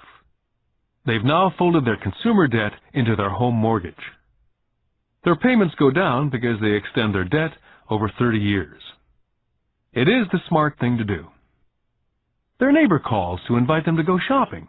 The Memorial Day sale is on. A chance to save some money. They say to themselves, I won't buy anything, I'll just go look. But just in case they find something, they tuck that clean credit card inside their wallet. I run into this young couple all the time. Their names change, but their financial dilemma is the same. They come to one of my talks to hear what I have to say. They ask me, can you tell us how to make more money? Their spending habits have caused them to seek more income. They don't even know that the trouble is really how they choose to spend the money they do have. And that is the real cause of their financial struggle. It's caused by financial illiteracy and not understanding the difference between an asset and a liability. More money seldom solves someone's money problems. Intelligence solves problems. There's a saying a friend of mine says over and over to people in debt. If you find yourself in a hole, stop digging. The poor and middle class all too often allow the power of money to control them. By simply getting up and working harder, failing to ask themselves if what they do makes sense, they shoot themselves in the foot as they leave for work every morning. By not fully understanding money, the vast majority of people allow the awesome power of money to control them. The power of money is used against them. By the time Mike and I were 16 years old, we began to have problems in school. We were not bad kids. We just began to separate from the crowd. We worked for Mike's dad after school and on the weekends. Mike and I often spent hours after work just sitting at a table with his dad while he held meetings with his bankers, attorneys, accountants, brokers, investors, managers, and employees. We learned more sitting at his meetings than we did in all our years of school, college included. Mike's dad was not school educated, but he was financially educated and successful as a result. He used to tell us over and over again, an intelligent person hires people who are more intelligent than they are. So Mike and I had the benefit of spending hours listening to, and in the process learning from, intelligent people. But because of this, both Mike and I just could not go along with the standard dogma that our teachers preached. Occasionally, Mike or I would ask our teachers how what we studied was applicable, or we asked why we never studied money and how it worked. To the latter question, we often got the answer that money was not important, that if we excelled in our education, the money would follow. The more we knew about the power of money, the more distant we grew from the teachers and our classmates.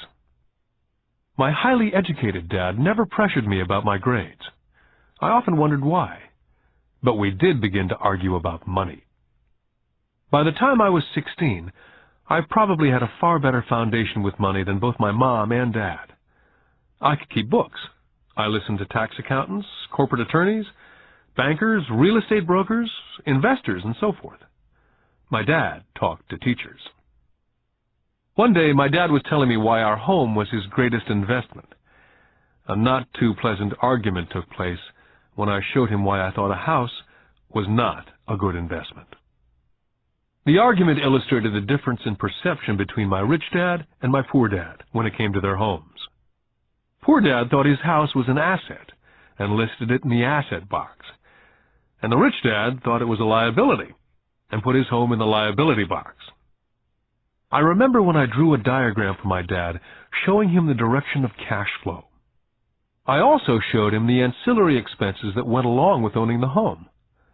A bigger home meant bigger expenses, and the cash flow kept going out through the expense column.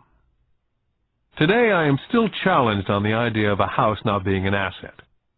And I know that for many people, it's their dream as well as their largest investment. And owning your own home is better than nothing. I simply offer an alternate way of looking at this popular dogma. My wife and I would love a bigger, more flashy house to impress the Joneses, but we know it is not an asset. It's a liability since it takes money out of our pocket. So here's the argument I put forth. I really do not expect most people to agree with it because a nice home is an emotional thing. And when it comes to money, high emotions tend to lower financial intelligence. When it comes to houses, I point out that most people work all their lives paying for a home they never own. In other words, most people buy a new house every so many years, each time incurring a new 30-year loan to pay off the previous one. Even though people receive a tax deduction for interest on mortgage payments, they pay for all their other expenses with after-tax dollars, even after they pay off their mortgage. Then there are property taxes. My wife's parents were shocked when the property taxes on their home went to $1,000 a month. This was after they'd retired, so the increase put a strain on their retirement budget, and they felt forced to move. Also, houses do not always go up in value. I still had friends who owe $1 million for a home that will today sell for only $700,000. Finally, the greatest losses of all are those from missed opportunities. If all your money is tied up in your house, you may be forced to work harder because your money continues blowing out of the expense column instead of adding to the asset column. The classic middle-class cash flow pattern. If a young couple would put more money into their asset column early on, their later years would get easier, especially as they prepared to send their children to college. Their assets would have grown and would be available to help cover expenses. All too often, a house only serves as a vehicle for incurring a home equity loan to pay for mounting expenses. In summary, the end result in making a decision to own a house that is too expensive in lieu of starting an investment portfolio early on impacts an individual in at least the following 3 ways. Number 1, loss of time, during which other assets could have grown in value. Number 2, loss of additional capital, which could have been invested instead of paying for high-maintenance expenses related directly to the home. Number 3, loss of education. Too often people count their house, savings, and retirement plan as all they have in their asset column.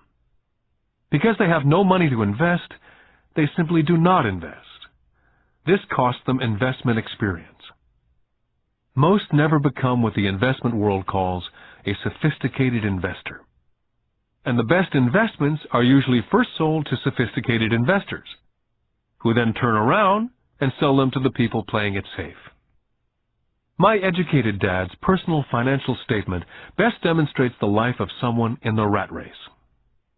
His expenses seem to always keep up with his income, never allowing him to invest in assets. As a result, his liabilities, such as his mortgage and credit card debts, are larger than his assets. My rich dad's personal financial statement, on the other hand, reflects the results of a life dedicated to investing and minimizing liabilities. His assets greatly exceed his liabilities. A review of my rich dad's financial statement is why the rich get richer. The asset column generates more than enough income to cover expenses, with the balance reinvested into the asset column. The asset column continues to grow, and therefore the income it produces grows with it. The result being The rich get richer. The middle class finds itself in a constant state of financial struggle. Their primary income is through wages. And as their wages increase, so do their taxes. Their expenses tend to increase in equal increments as their wages increase, hence the phrase, the rat race.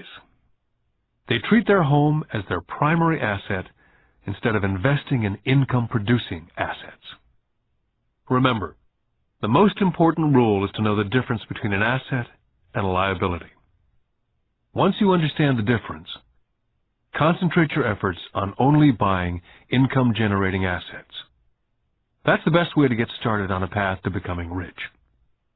Keep doing that, and your asset column will grow. Focus on keeping liabilities and expenses down. This will make more money available to continue pouring into the asset column. This pattern of treating your home as an investment, and the philosophy that a pay raise means you can buy a larger home or spend more, is the foundation of today's debt-ridden society. This process of increased spending throws families into greater debt and into more financial uncertainty, even though they may be advancing in their jobs and receiving pay raises on a regular basis. This is high-risk living caused by weak financial education. As an employee who's also a homeowner, your working efforts are generally as follows. You work for someone else. Most people, working for a paycheck, are making the owner or the shareholders richer. Your efforts and success will help provide for the owner's success and retirement. Next, you work for the government. The government takes its share from your paycheck before you even see it. By working harder, you simply increase the amount of taxes taken by the government. Most people work from January to May just for the government. And finally, you work for the bank. After taxes, your next largest expense is usually your mortgage and credit card debt.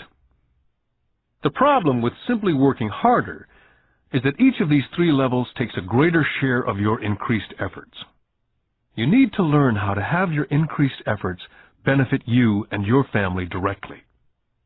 Once you've decided to concentrate on minding your own business, how do you set your goals? For most people, they must keep their profession and rely on their wages to fund their acquisition of assets. As their assets grow, how do they measure the extent of their success? When does someone realize that they are rich, that they have wealth? As well as having my own definitions for assets and liabilities, I also have my own definition for wealth. Actually, I borrowed it from a man named Buckminster Fuller. Some people call him a quack, and others call him a living genius. Years ago, he got all the architects buzzing because he applied for a patent in 1961 for something called a geodesic dome. But in the application, Fuller also said something about wealth.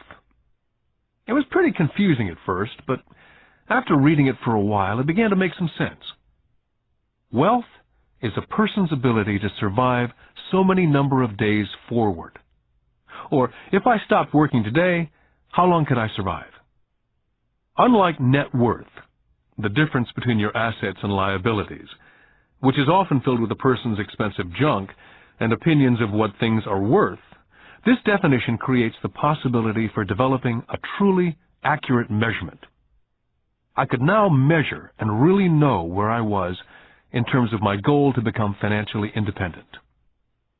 Although net worth often includes these non-cash producing assets like stuff you bought that now sits in your garage, wealth measures how much money your money is making, and therefore your financial survivability.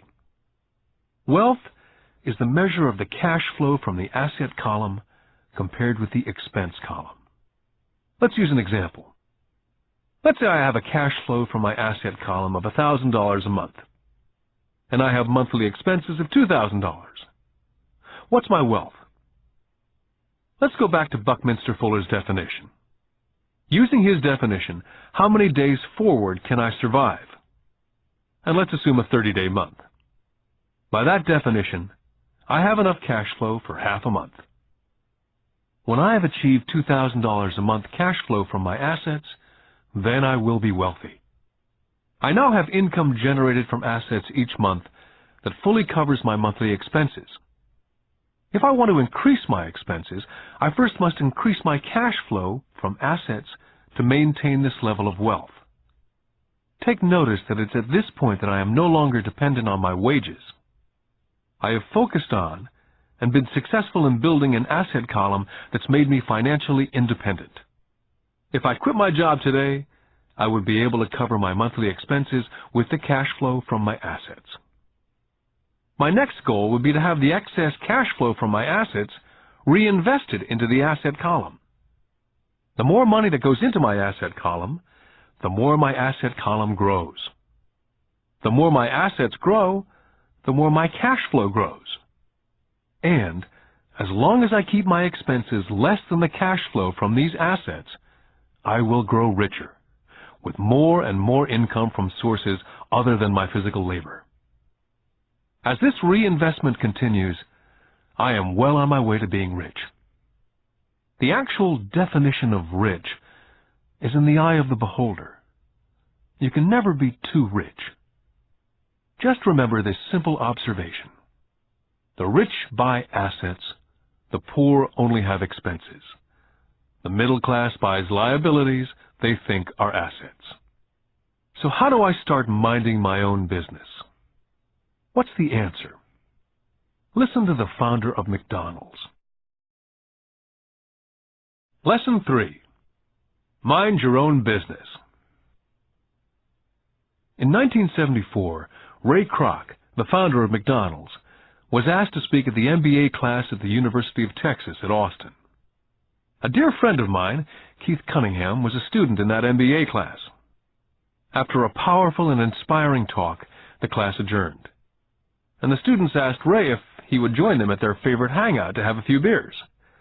Ray graciously accepted. "What business am I in?" Ray asked, once the group had all their beers in hand. Everyone laughed, said Keith. Most of the MBA students thought Ray was just fooling around. No one answered, so Ray asked the question again. "What business do you think I'm in?" The students laughed again. And finally, one brave soul yelled out, "Ray, who in the world does not know that you're in the hamburger business?" Ray chuckled. "That's what I thought you'd say." He paused, and then quickly said, "Ladies and gentlemen, I'm not in the hamburger business. My business is real estate." McDonald's today is the largest single owner of real estate in the world, owning even more than the Catholic Church. Today, McDonald's owns some of the most valuable intersections and street corners in America, as well as in other parts of the world. Keith said it was one of the most important lessons in his life. Today, Keith owns car washes, but his business is the real estate under those car washes. The previous chapter ended with a statement illustrating that most people work for everyone but themselves. They work first for the owners of the company, then for the government through taxes, and finally for the bank that owns their mortgage. As a young boy, we did not have a McDonald's nearby. Yet my rich dad was responsible for teaching Mike and me the same lesson that Ray Kroc talked about at the University of Texas. It is secret number 3 of the rich. The secret is, mind your own business. Financial struggle is often directly the result of people working all their life for someone else. Many people will have nothing at the end of their working days. Our current educational system focuses on preparing today's youth to get good jobs by developing scholastic skills. Their lives will revolve around their wages, or, as described earlier, their income column. And after developing scholastic skills, they go on to higher levels of schooling to enhance their professional abilities. They study to become engineers, scientists, cooks, police officers, artists, writers, and so on. These professional skills allow them to enter the workforce and work for money. There's a big difference between your profession and your business. Often I ask people, "What's your business?" And they will say, "Oh, I'm a banker." Then I ask them if they own the bank, and they usually respond, "No, I work there." In that instance, they've confused their profession with their business. Their profession may be a banker, but they still need their own business. Ray Kroc was clear on the difference between his profession and his business. His profession was always the same. He was a salesman. At one time he sold mixers for milkshakes, and soon thereafter he was selling hamburger franchises. But while his profession was selling hamburger franchises, his business was the accumulation of income-producing real estate. To become financially secure, a person needs to mind their own business. Your business revolves around your asset column, as opposed to your income column. As stated earlier, the number one rule is to know the difference between an asset and a liability, and to buy assets. The rich focus on their asset columns, while everyone else focuses on their income statements. That's why we hear so often, "I need a raise. If only I had a promotion. I'm going back to school to get more training so I can get a better job. I'm going to work overtime. Maybe I can get a second job. I'm quitting in 2 weeks. I found a job that pays more." In some circles, these are sensible ideas. Yet if you listen to Ray Kroc, you're still not minding your own business. These ideas all still focus on the income column, and will only help a person become more financially secure if the additional money is used to purchase income-generating assets. The primary reason the majority of the poor and middle class are fiscally conservative, which means I can't afford to take risks, is that they have no financial foundation. They have to cling to their jobs. They have to play it safe. When downsizing became the in thing to do, millions of workers found out that their largest so-called asset, their home, was eating them alive. Their asset, called a house, still cost them money every month. Their car, another asset, was eating them alive. The golf clubs in the garage that cost $1,000 were not worth $1,000 anymore. Without job security, they had nothing to fall back on.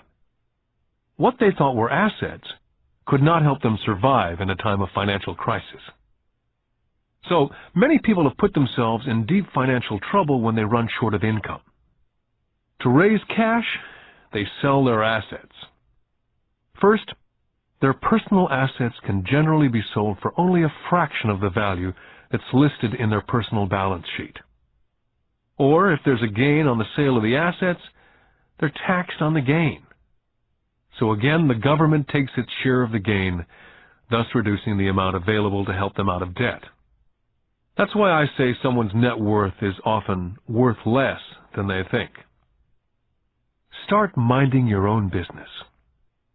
Keep your daytime job, but start buying real assets, not liabilities or personal effects that have no real value once you get them home. A new car loses nearly 25% of the price you pay for it the moment you drive it off the lot. It's not a true asset, even if your banker lets you list it as one. My $400 new titanium driver was worth $150 the moment I teed off.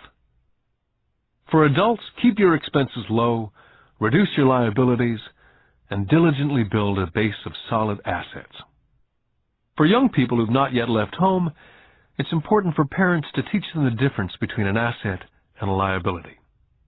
Get them to start building a solid asset column before they leave home, get married, buy a house, have kids, and get stuck in a risky financial position, clinging to a job and buying everything on credit. I see so many young couples who get married and trap themselves into a lifestyle that will not let them get out of debt for most of their working years. For most people, just as the last child leaves home, the parents realize they've not adequately prepared for retirement, and they begin to scramble to put some money away. Then their own parents become ill, and they find themselves with new responsibilities. So, what kind of assets am I suggesting that you or your children acquire? In my world, real assets fall into several different categories. First, businesses that do not require my presence. I own them, but they're managed or run by other people. If I have to work there, it's not a business. It becomes my job. Then come categories such as stocks, bonds, mutual funds, income-generating real estate, notes or IOUs, royalties from intellectual property such as music, scripts, patents, and finally anything else that has value, produces income, or appreciates and has a ready market. As a young boy, my educated dad encouraged me to find a safe job. My rich dad, on the other hand, encouraged me to begin acquiring assets that I loved. If you don't love it, you won't take care of it.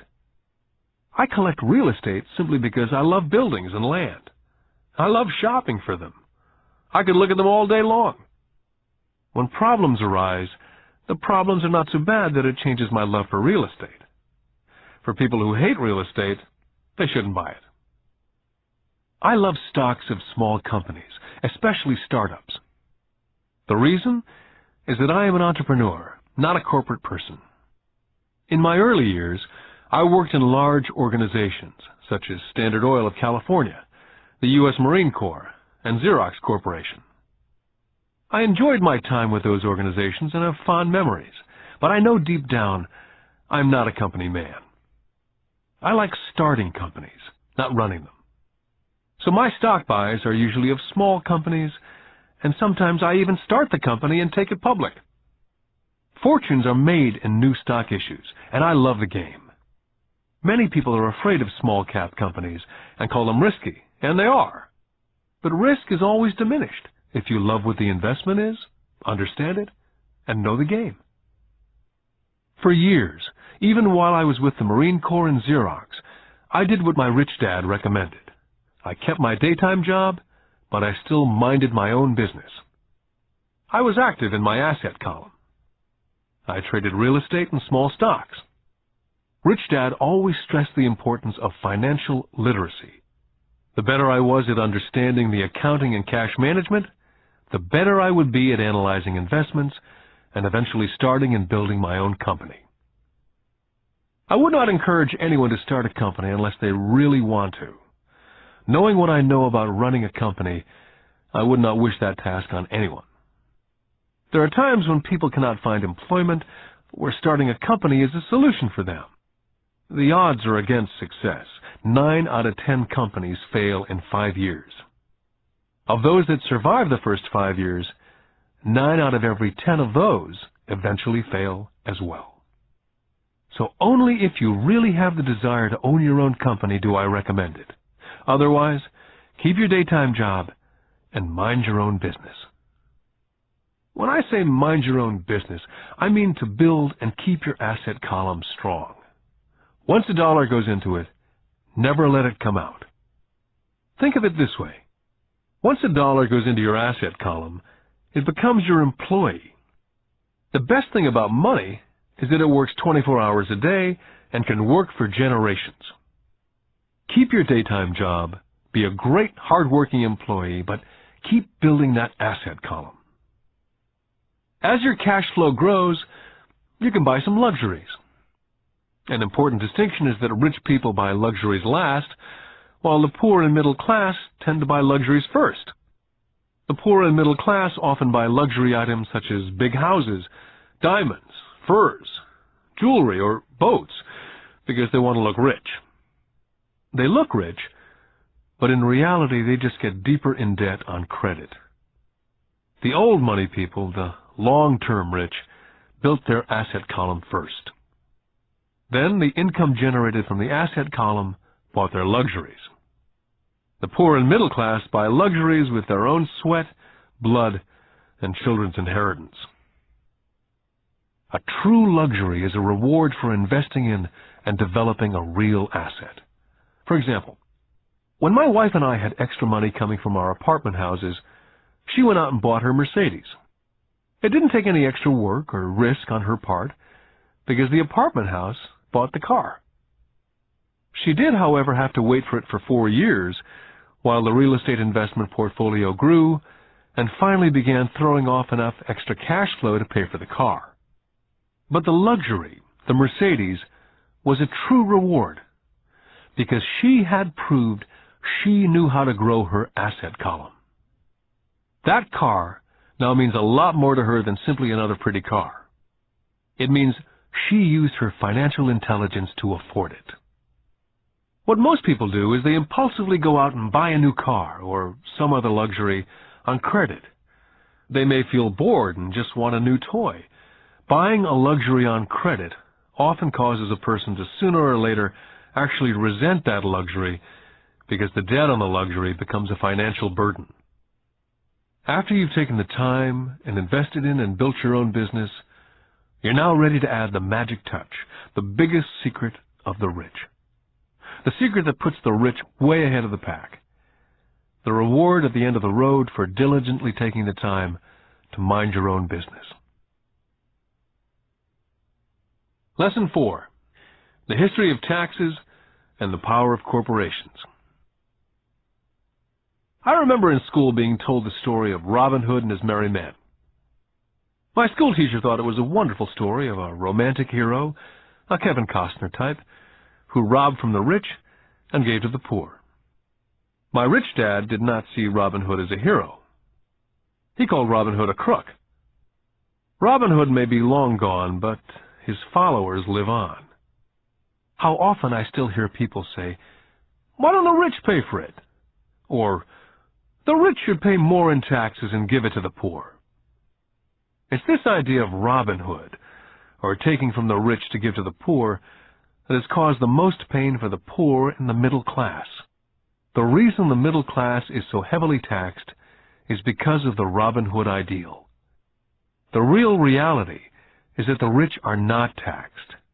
It's the middle class who pays for the poor, especially the educated upper-income middle class. Again, to understand fully how things happen, we need to look at the historical perspective. We need to look at the history of taxes. Although my highly educated dad was an expert on the history of education, my rich dad fashioned himself as an expert on the history of taxes. Rich Dad explained to Mike and me that in England and America originally, there were no taxes. Occasionally, there were temporary taxes levied in order to pay for wars. The king or the president would put the word out and ask everyone to chip in. Taxes were levied in Britain for the fight against Napoleon from 1799 to 1816. And in America, taxes were levied to pay for the Civil War from 1861 to 1865. In 1874, England made income tax a permanent levy on its citizens.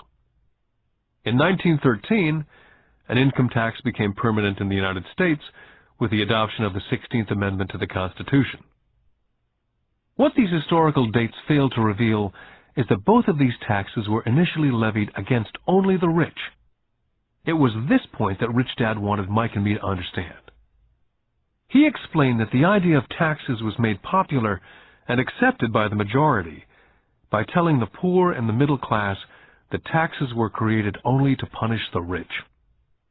This is how the masses voted for the law, and it became constitutionally legal. Although it was intended to punish the rich, in reality it wound up punishing the very people who voted for it, the poor and the middle class. Once government got a taste of money, the appetite grew, said Rich Dad. Your dad and I are exactly opposite. He's a government bureaucrat, and I'm a capitalist. We get paid, and our success is measured on opposite behaviors. He gets paid to spend money and hire people. The more he spends and the more people he hires, the larger his organization becomes. In the government, the larger his organization, the more he's respected. On the other hand, within my organization, the fewer people I hire and the less money I spend, the more I'm respected by my investors. That's why I don't like government people. They have different objectives from most business people. As the government grows, more and more tax dollars will be needed to support it. As I said, the passage of taxes was only possible because the masses believed in the Robin Hood theory of economics, which was to take from the rich and give to everyone else. The problem was that the government's appetite for money was so great that taxes soon needed to be levied on the middle class, and from there it kept trickling down. The rich, on the other hand, saw an opportunity. They do not play by the same set of rules. As I've stated, the rich already knew about corporations, which became popular in the days of sailing ships. The rich created the corporation as a vehicle to limit their risk to the assets of each voyage. The rich put their money into a corporation to finance the voyage. The corporation would then hire a crew to sail to the New World to look for treasures. If the ship was lost, the crew lost their lives, but the loss to the rich would be limited only to the money they invested for that particular voyage. It's the knowledge of the power of the legal structure of the corporation that really gives the rich a vast advantage over the poor and the middle class. Having two fathers teaching me, one a socialist and the other a capitalist, I quickly began to realize that the philosophy of the capitalist made more financial sense to me. It seemed to me that the socialists ultimately penalized themselves due to their lack of financial education. No matter what the take-from-the-rich crowd came up with, the rich always found a way to outsmart them. That is how taxes were eventually levied on the middle class. The rich outsmarted the intellectuals solely because they understood the power of money, a subject not taught in schools. How did the rich outsmart the intellectuals? Once the take-from-the-rich tax was passed, cash started flowing into government coffers. Initially, people were happy. Money was handed out to government workers and the rich. It went to government workers in the form of jobs and pensions. It went to the rich via their factories receiving government contracts. The government became a large pool of money, but the problem was the fiscal management of that money. There really is no recirculation. In other words, the government policy, if you were a government bureaucrat, was to avoid having excess money. If you failed to spend your allotted funding, you risked losing it in the next budget. You'd certainly not be recognized for being efficient. Business people, on the other hand, are rewarded for having excess money and are recognized for their efficiency. As this cycle of growing government spending continued, the demand for money increased, and the tax the rich idea was now being adjusted to include lower income levels, down to the very people who voted it in, the poor and the middle class. True capitalists used their financial knowledge to simply find a way to escape. They headed back to the protection of a corporation. A corporation protects the rich. But what many people who've never formed a corporation do not know is that a corporation is not really a thing. A corporation is merely a file folder with some legal documents in it, sitting in some attorney's office registered with a state government agency. It's not a big building with the name of the corporation on it. It's not a factory or a group of people. A corporation is merely a legal document that creates a legal body without a soul. The wealth of the rich was once again protected. Once again, the use of corporations became popular once the permanent income laws were passed, because the income tax rate of the corporation was less than the individual income tax rates. In addition, as I said earlier, certain expenses could be paid with pre-tax dollars within the corporation. This war between the haves and the have-nots has been going on for hundreds of years. It's the take-from-the-rich crowd versus the rich. The battle is waged whenever and wherever laws are made. The battle will go on forever. The problem is, the people who lose are the uninformed, the ones who get up every day and diligently go to work and pay taxes. If they only understood the way the rich play the game, they could play it too. Then they would be on their way to their own financial independence. This is why I cringe every time I hear a parent advise their children to go to school so they can find a safe, secure job. An employee with a safe, secure job without financial aptitude has no escape. Average Americans today work 5 to 6 months for the government before they make enough to cover their taxes. In my opinion, that is a long time. The harder you work, the more you pay the government. That's why I believe that the idea of take from the rich backfired on the very people who voted it in. Every time people try to punish the rich don't simply comply, they react. They have the money, power, and intent to change things. They do not just sit there and voluntarily pay more taxes. They search for ways to minimize their tax burden. They hire smart attorneys and accountants and persuade politicians to change laws or create legal loopholes. They have the resources to effect change. The poor and the middle class do not have the same resources. They sit there and let the government's needles enter their arm and allow the blood donation to begin. Today, I'm constantly shocked at the number of people who pay more taxes or take fewer deductions simply because they are afraid of the government. And I do know how frightening and intimidating a government tax agent can be. I have had friends who have had their businesses shut down and destroyed only to find out it was a mistake on the part of the government.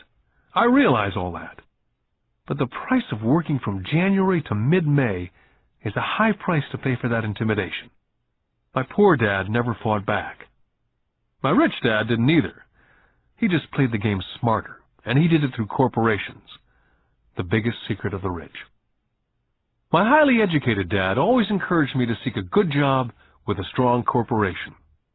He spoke of the virtues of working your way up the corporate ladder. He didn't understand that by relying solely on a paycheck from a corporate employer, I would be a docile cow ready for milking. When I told my rich dad of my father's advice, he only chuckled. "Why not own the ladder?" was all he said. As a young boy, I didn't understand what Rich Dad meant by owning my own corporation. It was an idea that seemed impossible and intimidating.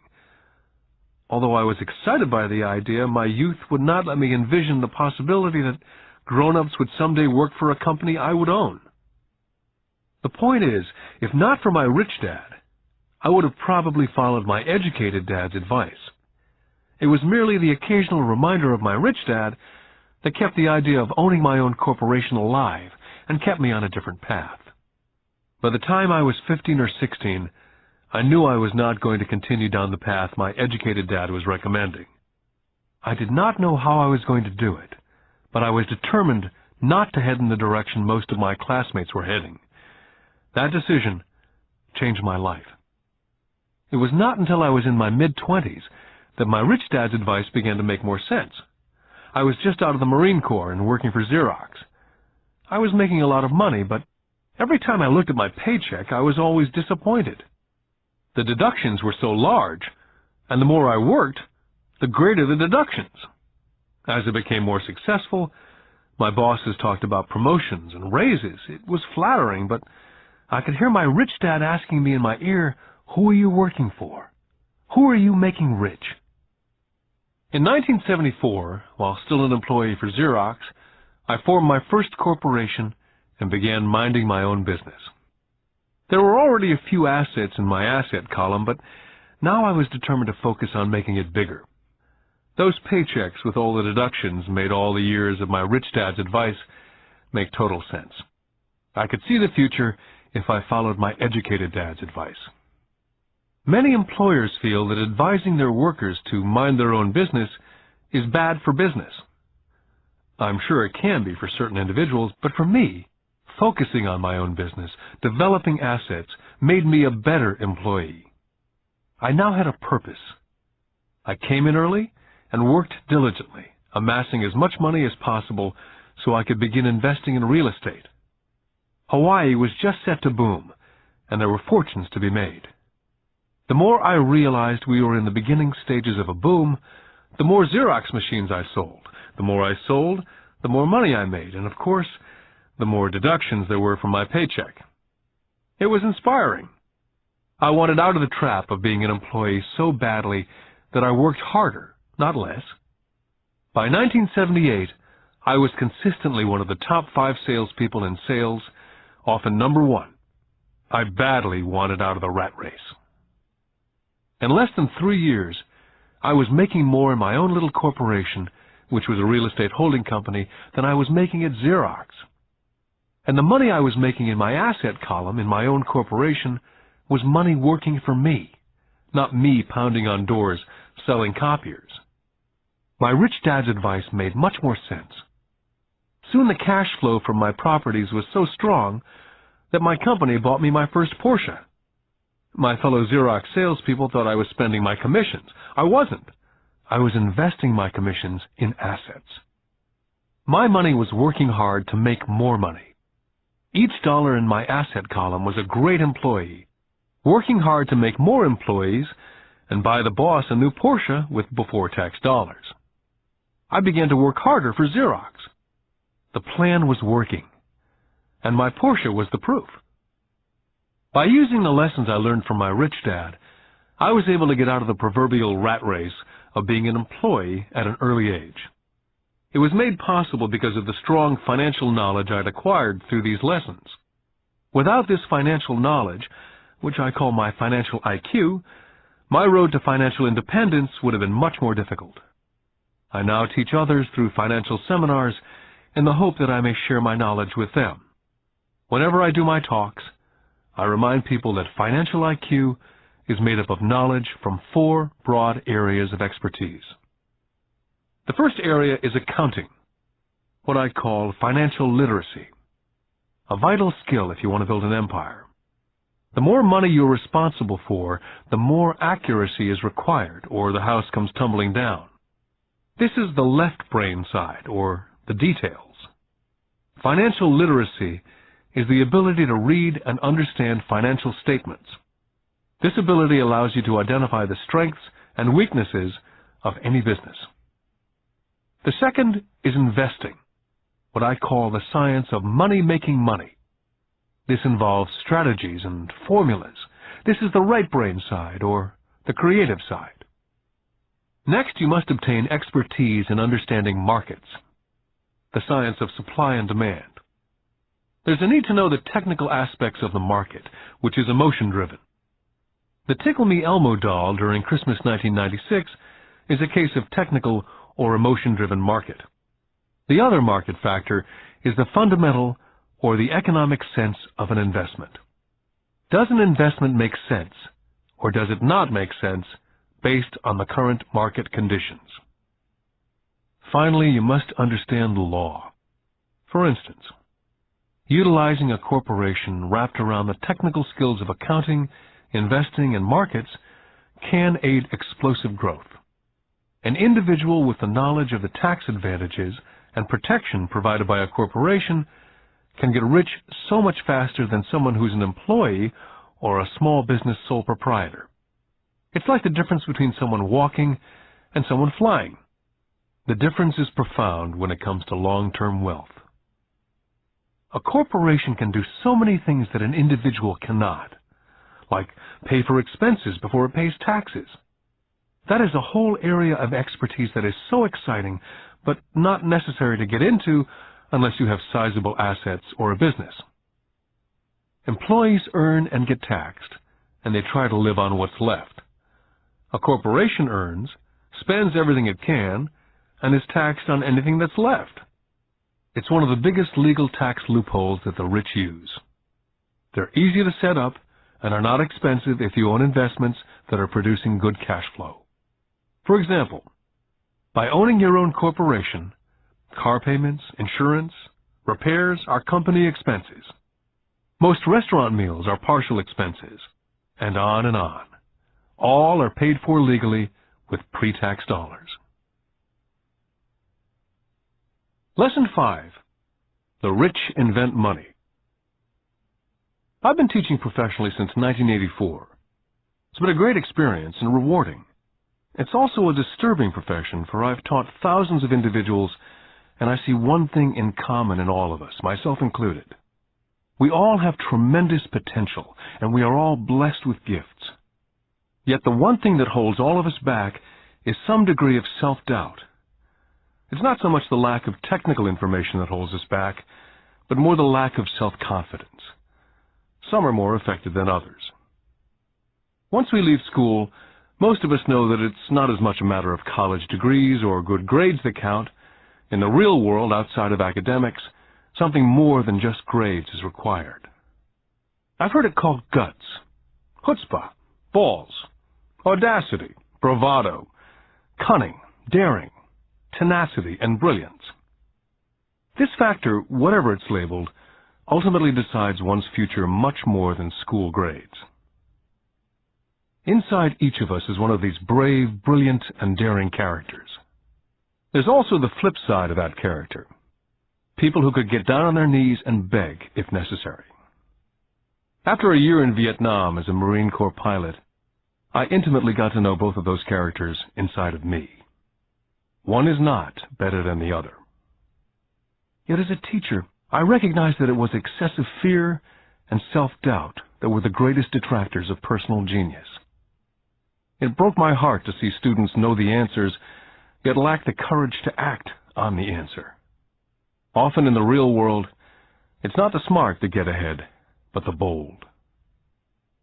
In my personal experience, your financial genius requires both technical knowledge as well as courage.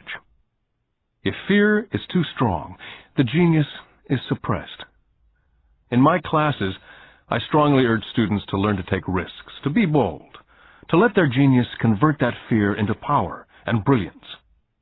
It works for some and just terrifies others. I've come to realize that for most people, when it comes to the subject of money, they would rather play it safe. I've had to field questions such as, why take risks? Why should I bother developing my financial IQ? Why should I become financially literate? And I answer, just to have more options. There are huge changes up ahead. There will be 100 people like Bill Gates and hugely successful companies like Microsoft created every year, all over the world. And there also will be many more bankruptcies, layoffs, and downsizing. So why bother developing your financial IQ? Because if you do, you will prosper greatly. And if you don't, this period of time will be a frightening one. Land was wealth 300 years ago. So the person who owned the land owned the wealth. Then it was factories and production. And America rose to dominance. The industrialist owned the wealth. Today, it's information. And the person who has the most timely information owns the wealth. The problem is, information flies all around the world at the speed of light. The new wealth cannot be contained by boundaries and borders as lands and factories were. The changes will be faster and more dramatic. There will be a dramatic increase in the number of new multimillionaires. There also will be those who are left behind. Today I find so many people struggling, often working harder, simply because they cling to old ideas. They want things to be the way they were. They resist change. I know people who are losing their jobs or their houses, and they blame technology or the economy or their boss. Sadly, they fail to realize that they might be the problem. Old ideas are their biggest liability. It's a liability simply because they fail to realize that while that idea or way of doing something was an asset yesterday, yesterday is gone. One afternoon I was teaching investing using a game I'd invented, cash flow, as a teaching tool. A friend had brought someone along to attend the class. This friend of a friend was recently divorced, had been badly burned in the divorce settlement, and was now searching for some answers. Her friend thought the class might help. The game was designed to help people learn how money works. In playing the game, they learn about the interaction of the income statement with the balance sheet. They learn how cash flows between the two, and how the road to wealth is through striving to increase your monthly cash flow from the asset column to the point that it exceeds your monthly expenses. Once you accomplish this, you're able to get out of the rat race and onto the fast track. As I've said, some people hate the game, some love it, and others miss the point.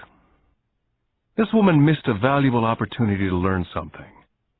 In the opening round, she drew a doodad card with the boat on it. At first she was happy. Oh, I've got the boat! Then, as her friend tried to explain how the numbers worked on her income statement and balance sheet, she got frustrated because she had never liked math. The rest of her table waited while her friend continued explaining the relationship between the income statement, balance sheet, and monthly cash flow. Suddenly, when she realized how the numbers worked, it dawned on her that her boat was eating her alive.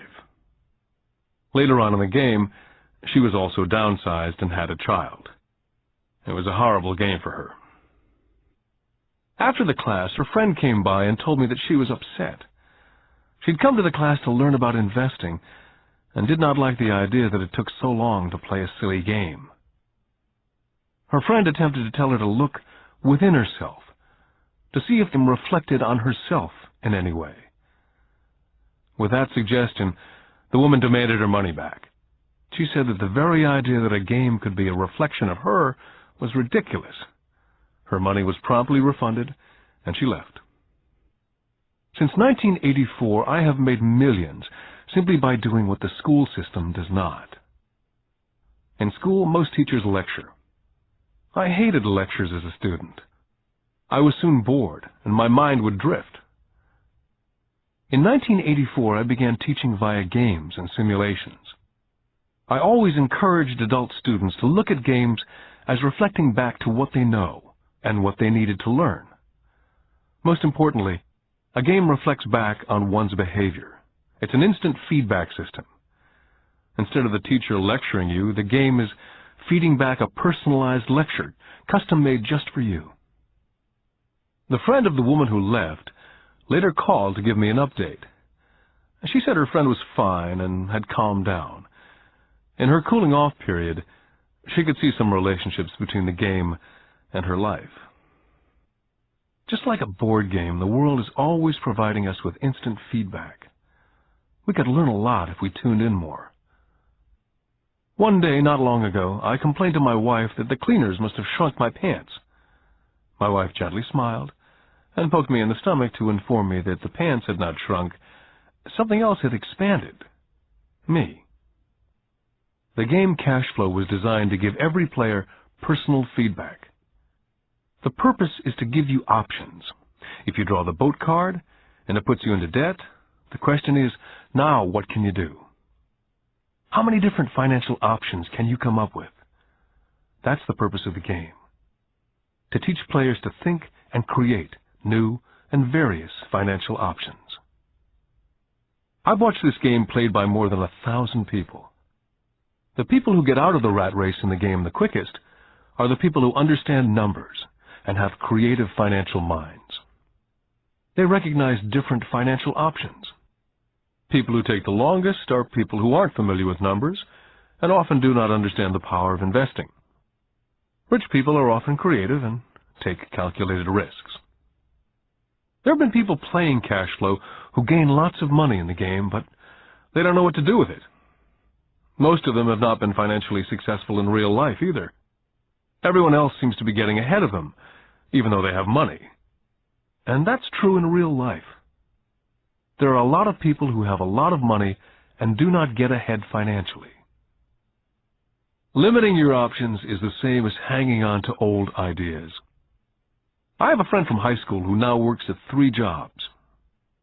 20 years ago, he was the richest of all my classmates.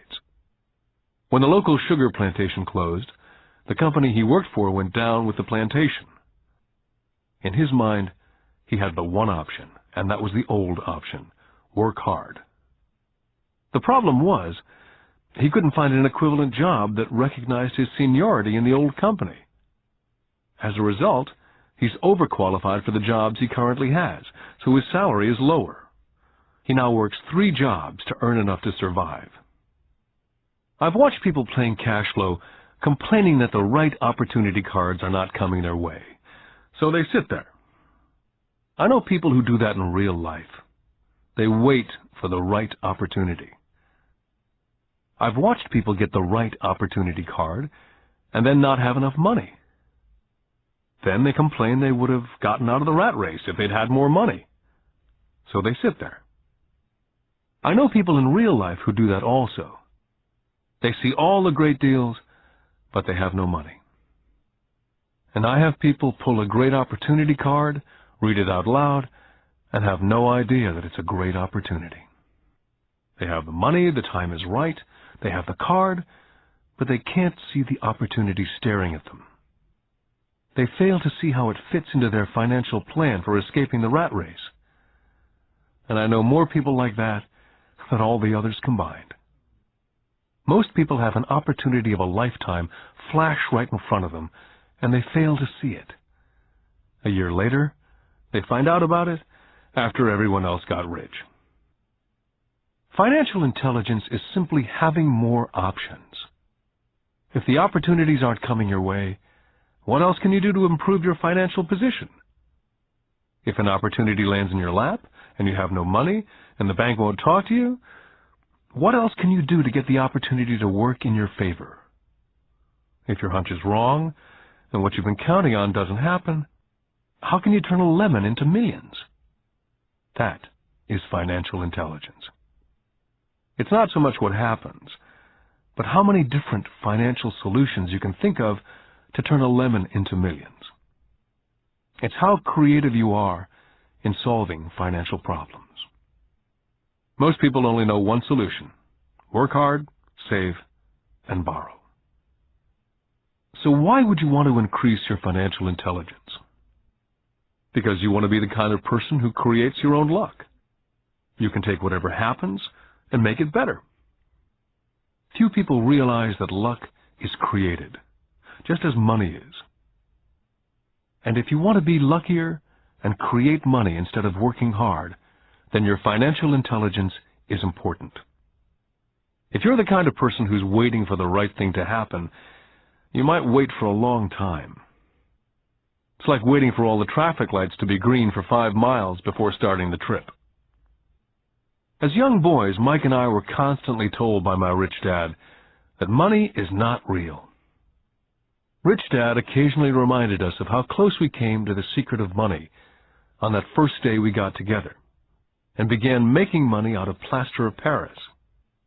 The poor and middle class work for money, he would say. The rich make money. The more real you think money is, the harder you will work for it. If you can grasp the idea that money is not real, you will grow richer faster. What is it?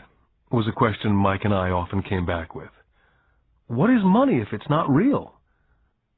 What we agree it is, was all Rich Dad would say. The single most powerful asset we all have is our mind. If it's trained well, it can create enormous wealth in what seems to be an instant. I'll give you a simple example of creating money. In the early 1990s, the economy of Phoenix was horrible. I was watching the TV show Good Morning America when a financial planner came on and began forecasting doom and gloom. His advice was to save money. Put $100 away every month, he said, and in 40 years you will be a multimillionaire. Well, putting money away every month is a sound idea. It is one option, the option most people subscribe to. The problem is this: it blinds the person from what's really going on. They miss major opportunities for much more significant growth of their money. The world is passing them by.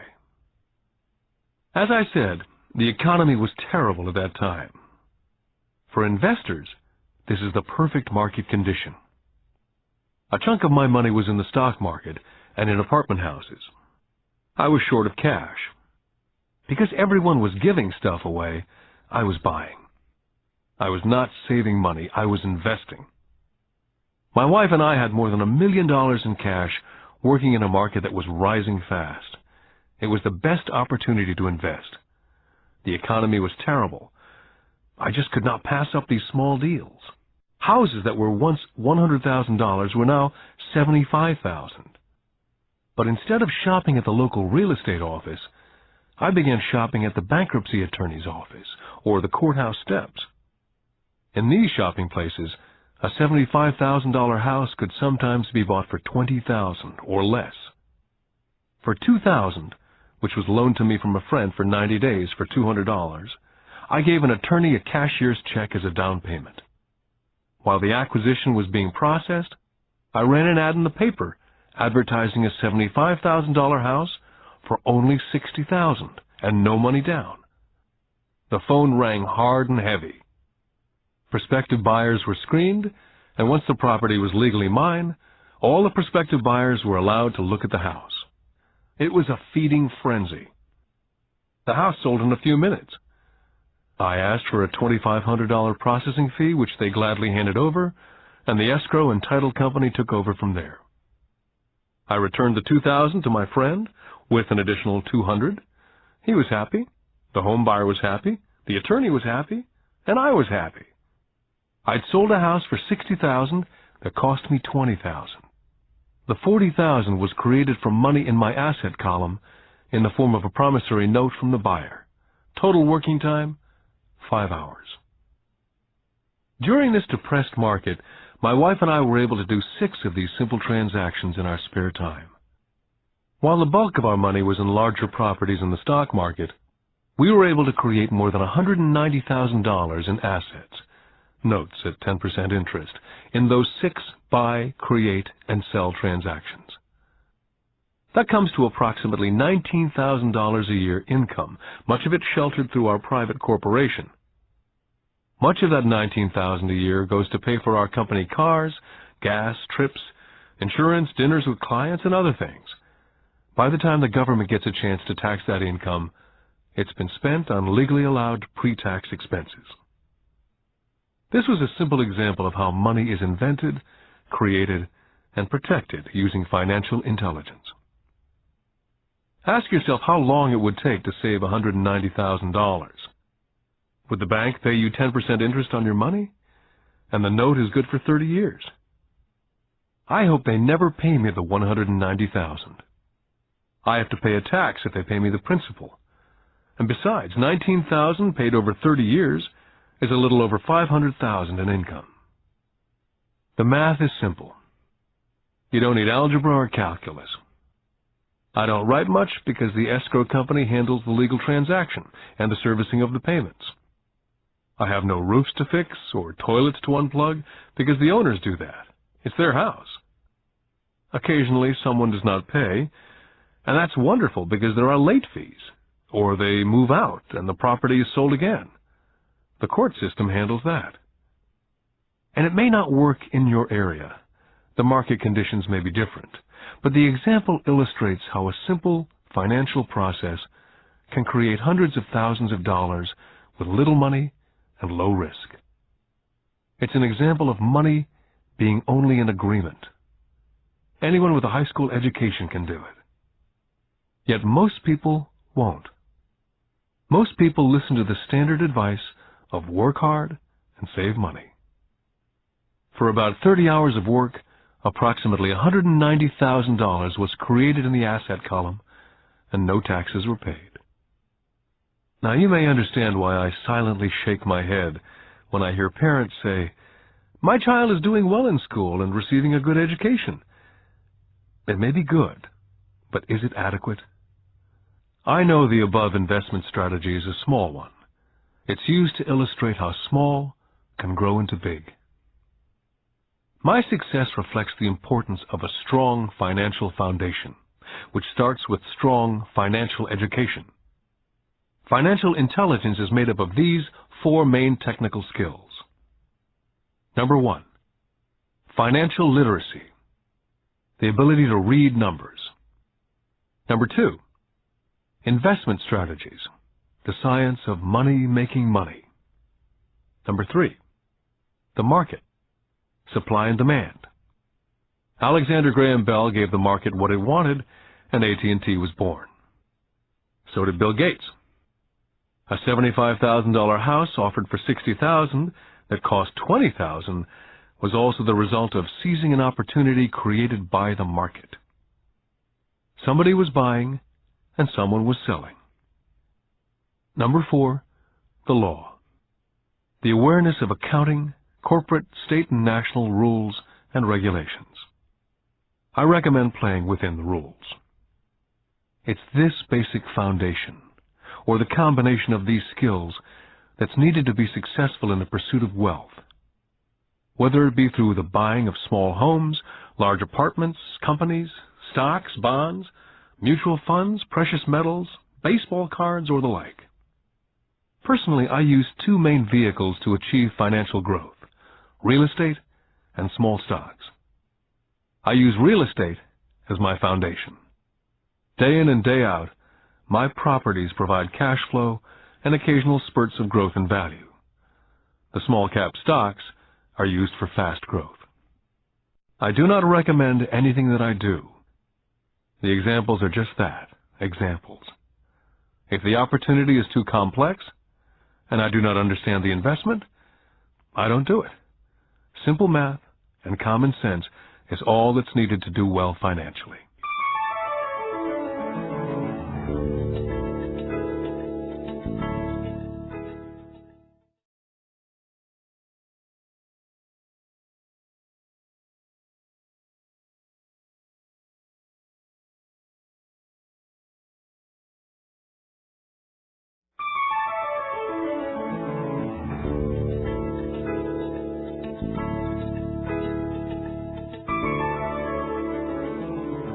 Lesson 6.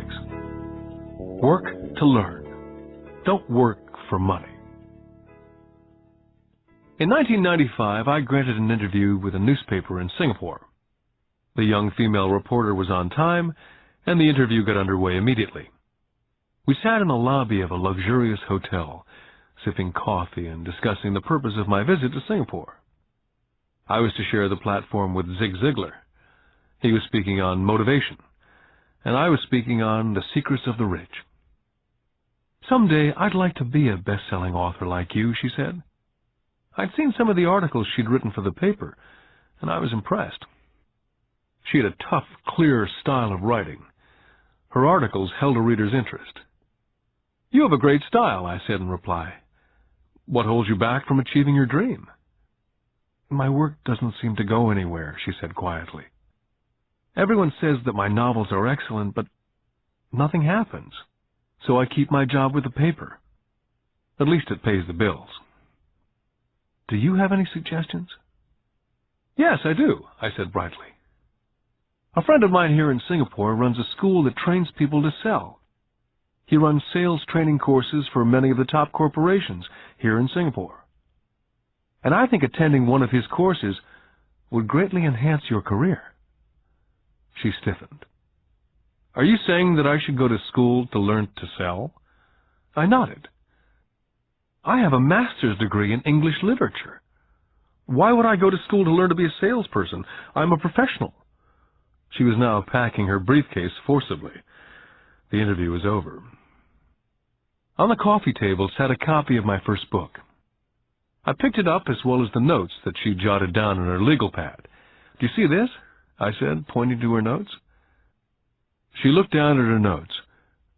"What?" she said, confused. Again, I pointed deliberately to her notes. On her pad, she'd written, "Robert Kiyosaki, best-selling author." It says, best-selling author, not best-writing author. Her eyes widened immediately. "I'm a terrible writer. You're a great writer. I went to sales school. You have a master's degree. Put them together and you get a best-selling author and a best-writing author." Anger flared from her eyes. "I'll never stoop so low as to learn how to sell. People like you have no business writing. I'm a professionally trained writer, and you're a salesman. It's not fair." The rest of her notes were put away, and she hurried out through the large glass doors into the humid Singapore morning. At least she gave me a fair and favorable write-up the next morning. The world is filled with smart, talented, educated, and gifted people. We meet them every day. They're all around us. I'm constantly shocked at how little talented people earn. I heard the other day that less than 5% of Americans earn more than $100,000 a year. I've met brilliant, highly educated people who earn less than $20,000 a year. A business consultant who specializes in the medical trade was telling me how many doctors, dentists, and chiropractors struggle financially. All this time, I thought that when they graduated, the dollars would pour in. It was this business consultant who gave me the phrase, "They are one skill away from great wealth." What this phrase means is that most people need only to learn and master one more skill, and their income would jump exponentially. I have mentioned before that financial intelligence is a synergy of accounting, investing, marketing, and law. Combine these 4 technical skills, and making money with money is easier. When it comes to money, the only skill most people know is to work hard. The classic example of a synergy of skills was that young writer for the newspaper. If she diligently learned the skills of sales and marketing, her income would jump dramatically. If I were her, I would take some courses in advertising copywriting as well as sales. Then instead of working at the newspaper, I would seek a job at an advertising agency. Even if it were a cut in pay, she'd learn how to communicate in shortcuts that are used in successful advertising. She also would spend time learning public relations, an important skill. She would learn how to get millions in free publicity. Then at night and on weekends, she could be writing her great novel. When it was finished, she'd be better able to sell her book. Then in a short while, she could be a best-selling author. When I graduated from the U.S. Merchant Marine Academy in 1969, my educated dad was happy. Standard Oil of California had hired me for its oil tanker fleet. I was a third mate, and the pay was low compared with my classmates, but it was okay for a first real job after college. My starting pay was about $42,000 a year, including overtime, and I only had to work for 7 months. I had 5 months of vacation. If I'd wanted to, I could have taken the run to Vietnam with a subsidiary shipping company and easily doubled my pay instead of taking the 5 months vacation. I had a great career ahead of me, yet I resigned after 6 months with the company and joined the Marine Corps to learn how to fly. My educated dad was devastated. Rich Dad congratulated me. In school and in the workplace, the popular opinion is the idea of specialization. That is, in order to make more money or get promoted, you need to specialize. That is why medical doctors immediately begin to seek a specialty, such as orthopedics or pediatrics. The same is true for accountants, architects, lawyers, pilots, and others. My educated dad believed in the same dogma. That's why he was thrilled when he eventually achieved his doctorate. He often admitted that schools reward people who study more and more about less and less. Rich Dad encouraged me to do exactly the opposite. You want to know a little about a lot, was his suggestion. That's why for years I worked in different areas of his companies. For a while I worked in his accounting department. Although I would probably never have been an accountant, he wanted me to learn via osmosis. Rich Dad knew I would pick up jargon and a sense of what's important and what's not. I also worked as a busboy and construction worker, as well as in sales, reservations, and marketing. He was grooming Mike and me. That's why he insisted we sit in on the meetings with his bankers, lawyers, accountants, and brokers. He wanted us to know a little about every aspect of his empire. Educated Dad thought I went to school to learn to be a ship's officer. Rich Dad knew that I went to school to study international trade. So as a student, I made cargo runs navigating large freighters, oil tankers, and passenger ships to the Far East and the South Pacific. Rich Dad emphasized that I stay in the Pacific instead of taking ships to Europe, because he knew that the emerging nations were in Asia, not Europe. While most of my classmates, including Mike, were partying at their fraternity houses, I was studying trade, people, business styles and cultures in Japan, Taiwan, Thailand, Singapore, Hong Kong, Vietnam, Korea, Tahiti, Samoa, and the Philippines. I also was partying, but it was not in any frat house. I grew up rapidly. Educated Dad could not understand why I decided to quit and join the Marine Corps. I told him I wanted to learn to fly, but really I wanted to learn to lead troops. Rich Dad explained to me that the hardest part of running a company is managing people. He'd spent 3 years in the Army.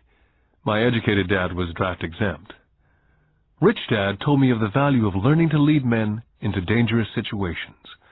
Leadership is what you need to learn next, he said. If you're not a good leader, you'll get shot in the back, just like they do in business. Returning from Vietnam in 1973, I resigned my commission, even though I loved flying. I found a job with Xerox Corporation. I joined it for one reason, and it was not for the benefits. I was a shy person, and the thought of selling was the most frightening subject in the world. Xerox is one of the best sales training programs in America. Rich Dad was proud of me. My educated dad was ashamed. Being an intellectual, he thought that salespeople were below him. I worked with Xerox for 4 years, until I overcame my fear of knocking on doors and being rejected. Once I could consistently be in the top 5 in sales, I again resigned and moved on, leaving behind another great career with an excellent company. In 1977, I formed my first company.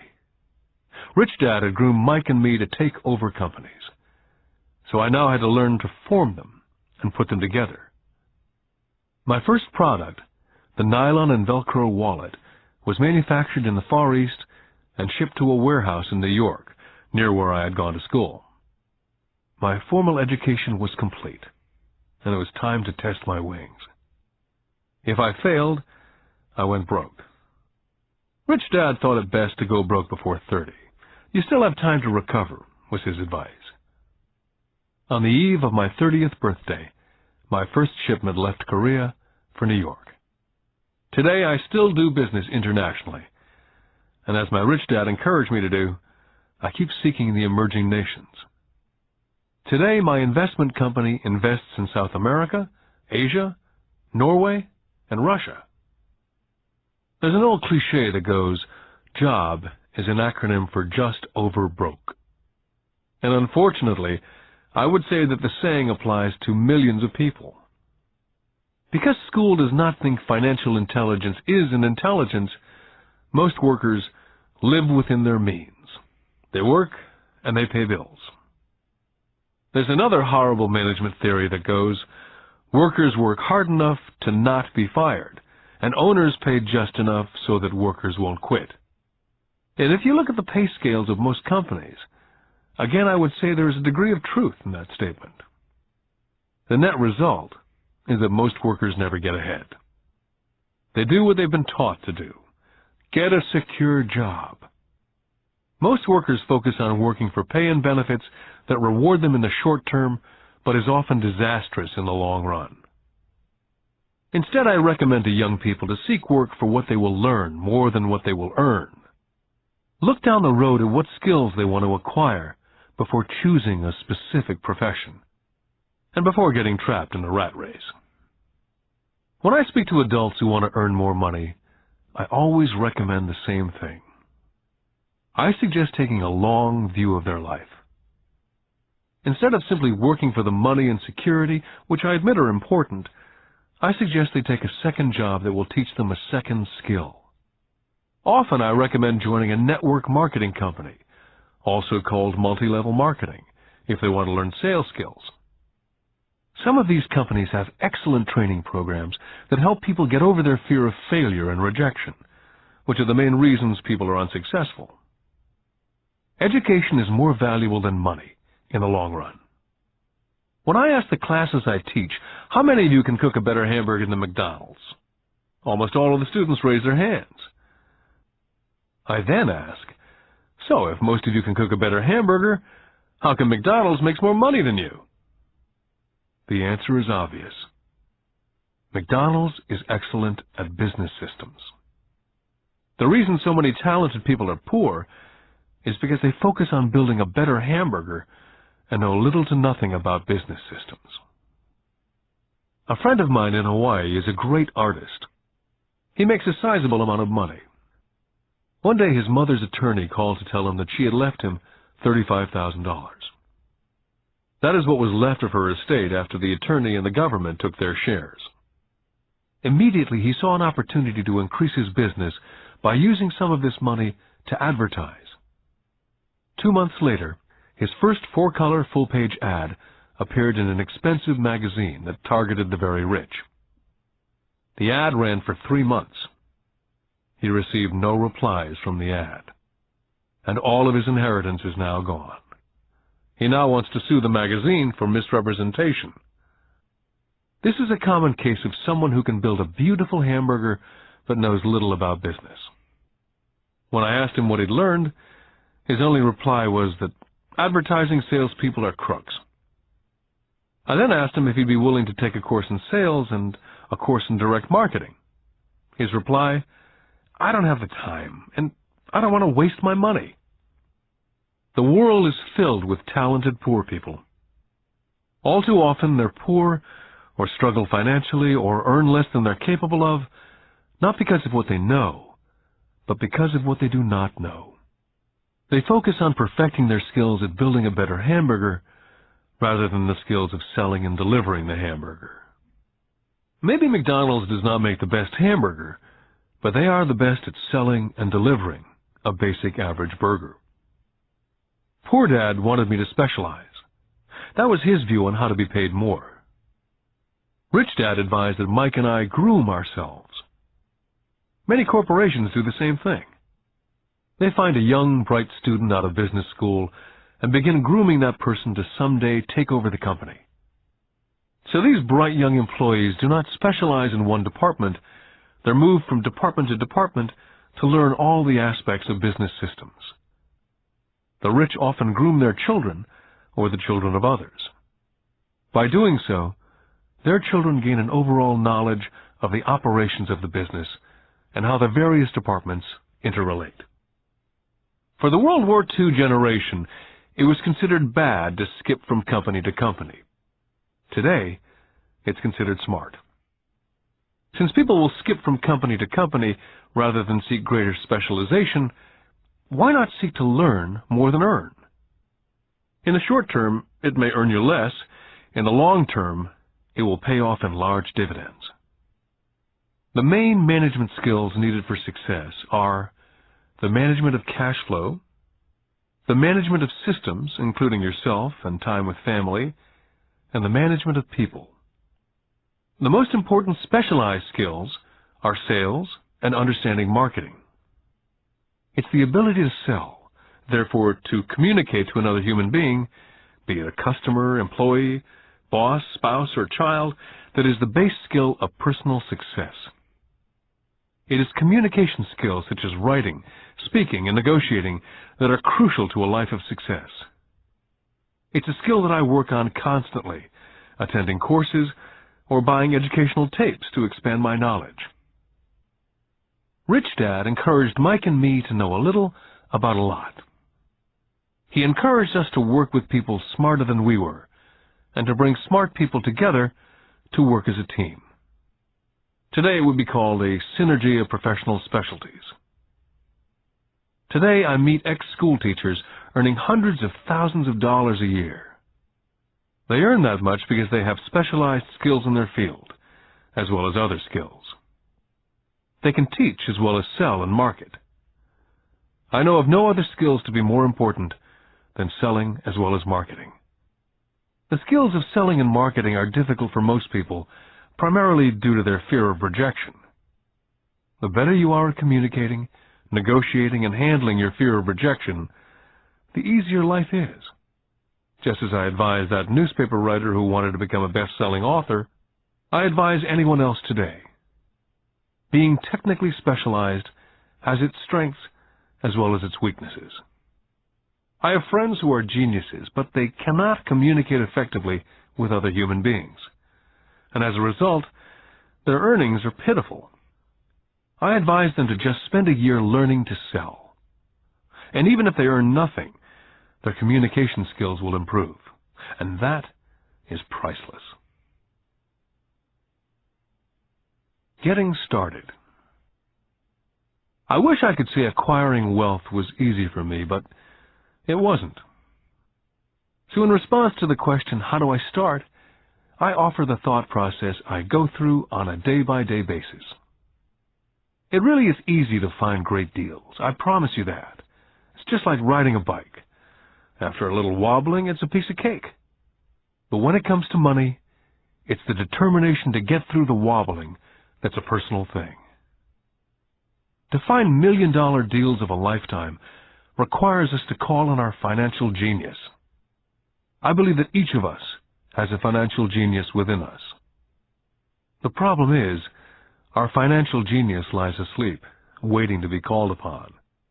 It lies asleep because our culture has educated us into believing that the love of money is the root of all evil.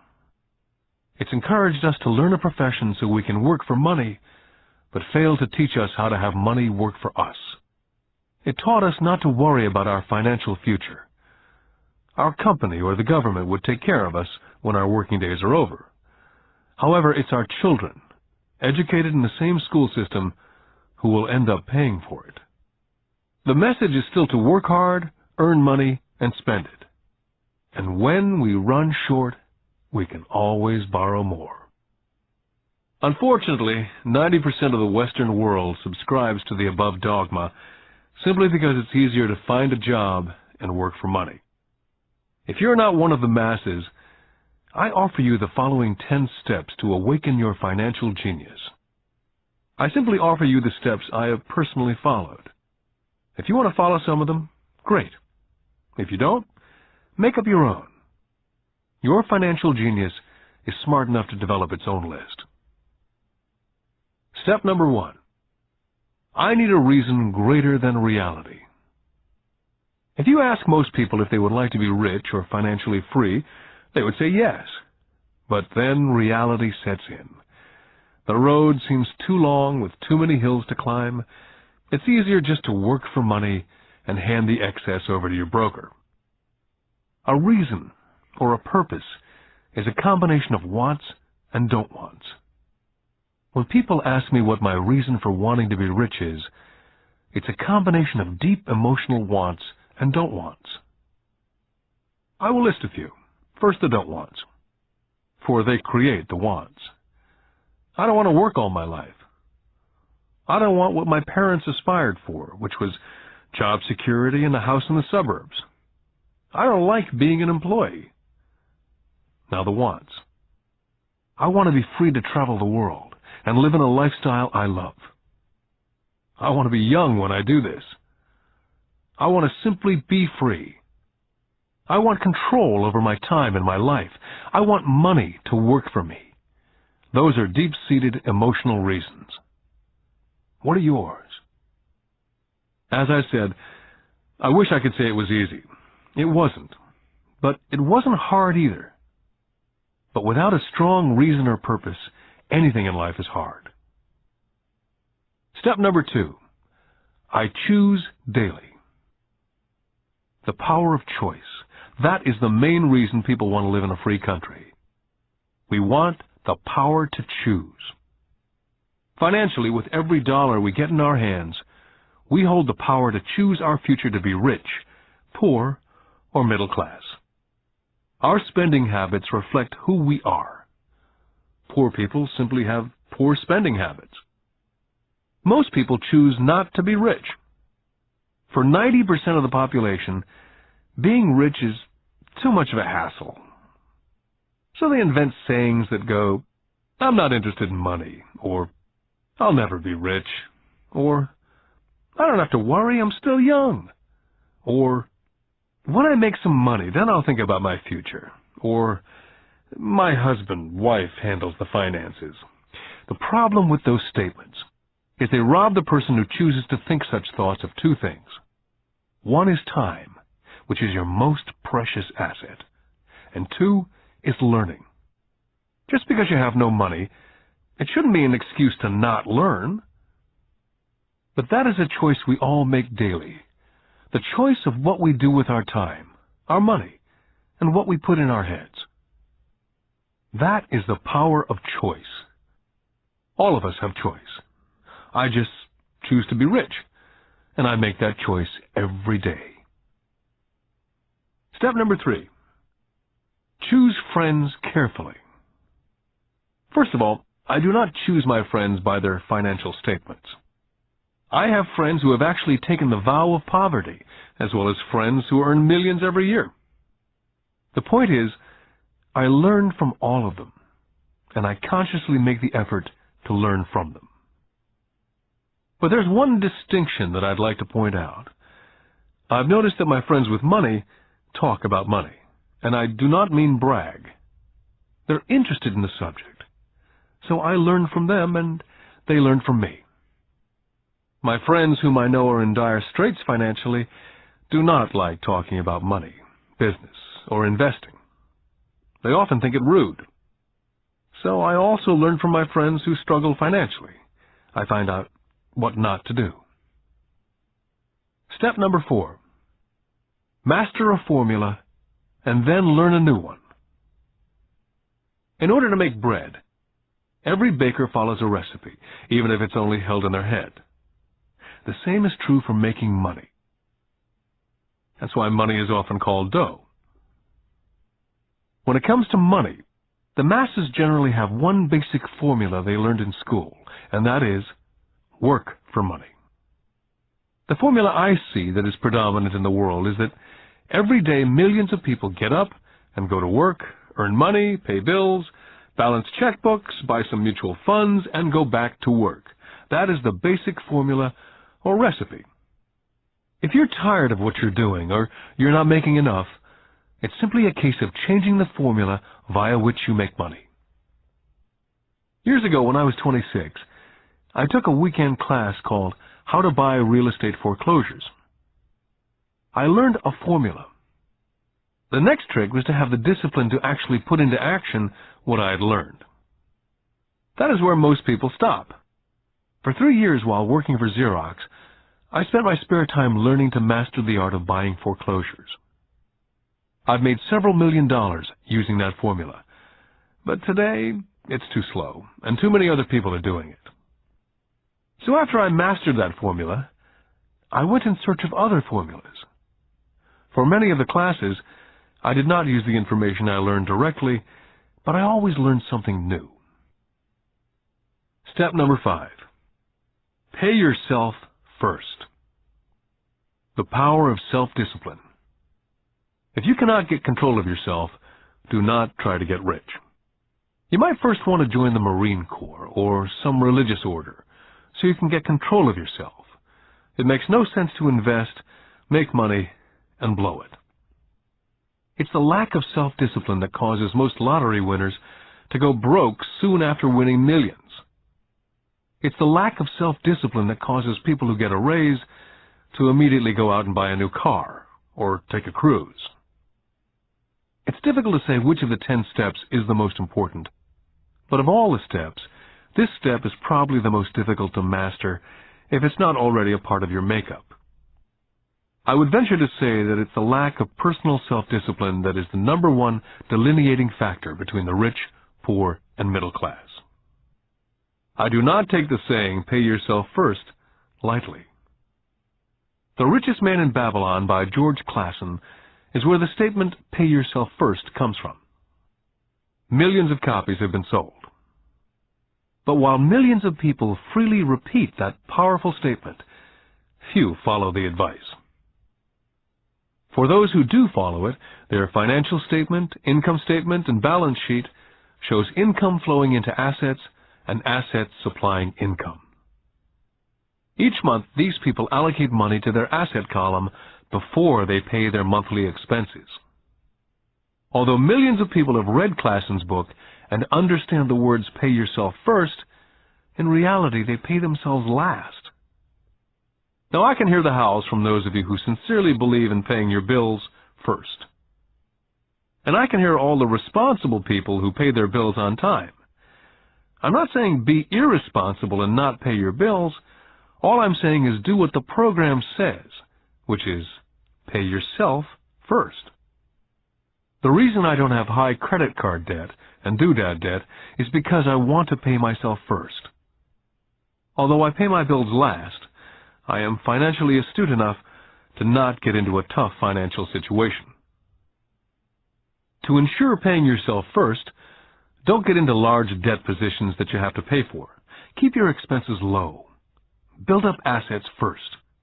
Then, buy the big house or a nice car.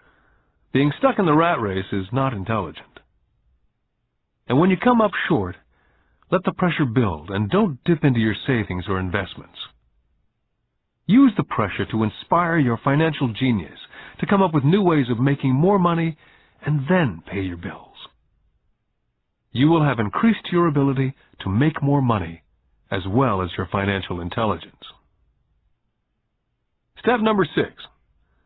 Pay your brokers well. I often see people posting a sign in front of their house that says, "For sale by owner."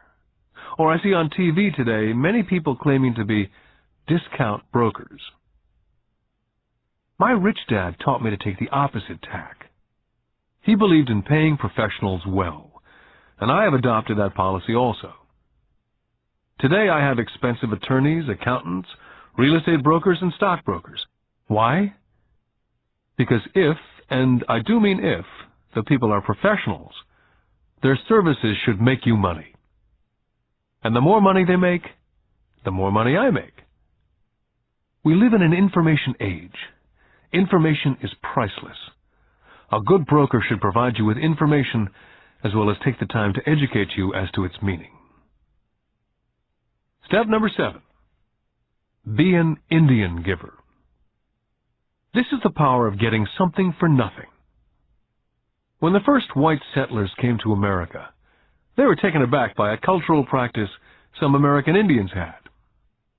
For example, if a settler was cold, the Indian would give the person a blanket. Mistaking it for a gift, the settler was often offended when the Indian asked for it back. The Indians also got upset when they realized the settlers did not want to give it back. That is where the term Indian giver came from. A simple cultural misunderstanding. In the world of the asset column, being an Indian giver is vital to wealth.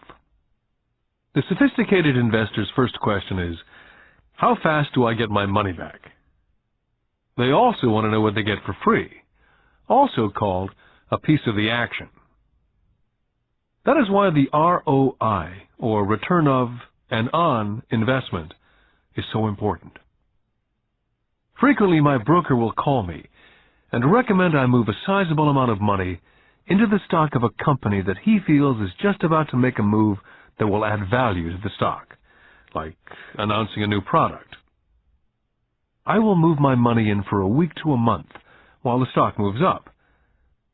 Then I pull my initial dollar amount out and stop worrying about the fluctuations of the market because my initial money is back and ready to work on another asset.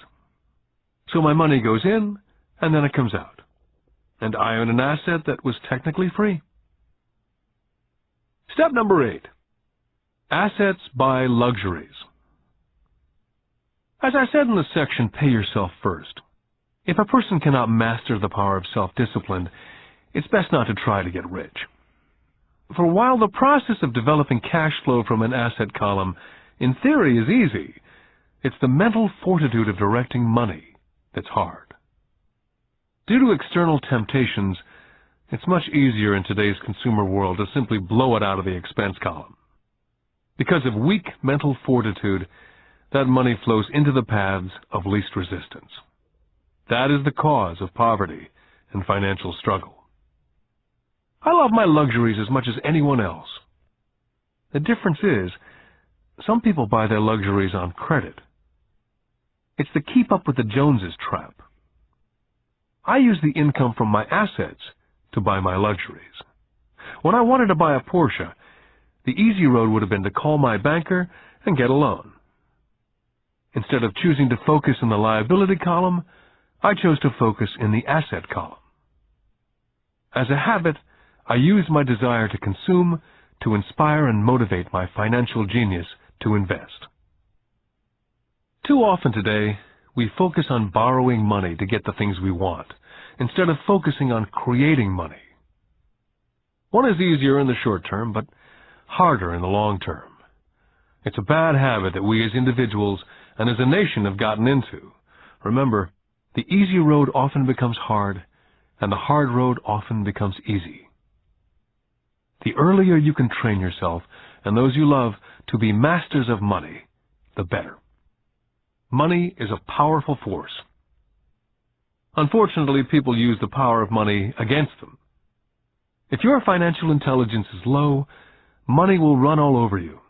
It will be smarter than you. If money is smarter than you, you will work for it all your life. Step number 9. The need for heroes. When I was a kid, I greatly admired Willie Mays, Hank Aaron, Yogi Berra. They were my heroes. As a kid playing Little League, I wanted to be just like them. I treasured their baseball cards.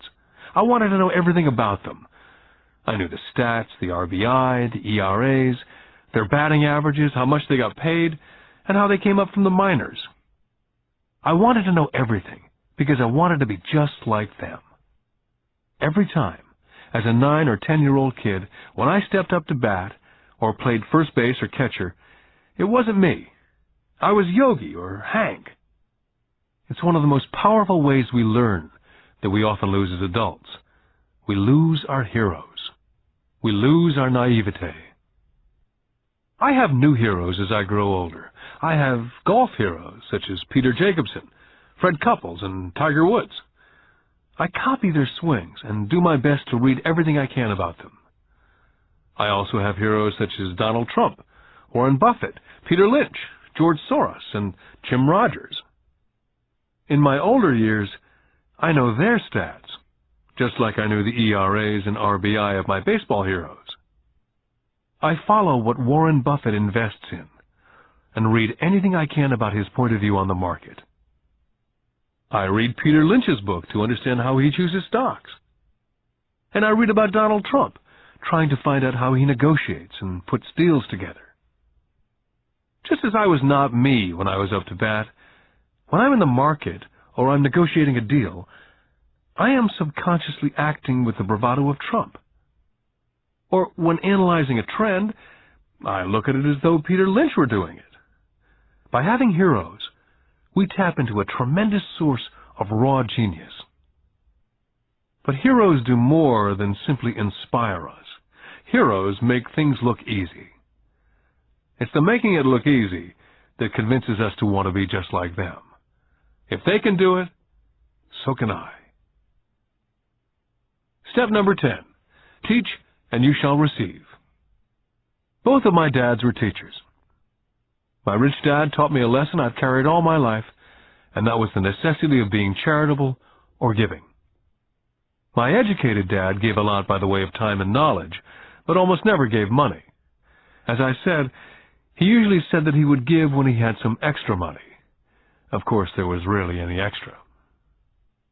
My rich dad gave money as well as education. He believed firmly in tithing. If you want something, you first need to give, he would always say. When he was short of money, he simply gave money to his church or to his favorite charity. If I could leave one single idea with you, it's that idea. Whenever you feel short or in need of something, give what you want first, and it will come back in buckets. That's true for money, a smile, love, friendship. I know it's often the last thing a person may want to do, but it's always worked for me. I just trust that the principle of reciprocity is true, and I give what I want. My rich dad would often say, poor people are more greedy than rich people. He would explain that if a person was rich, that person was providing something that other people wanted.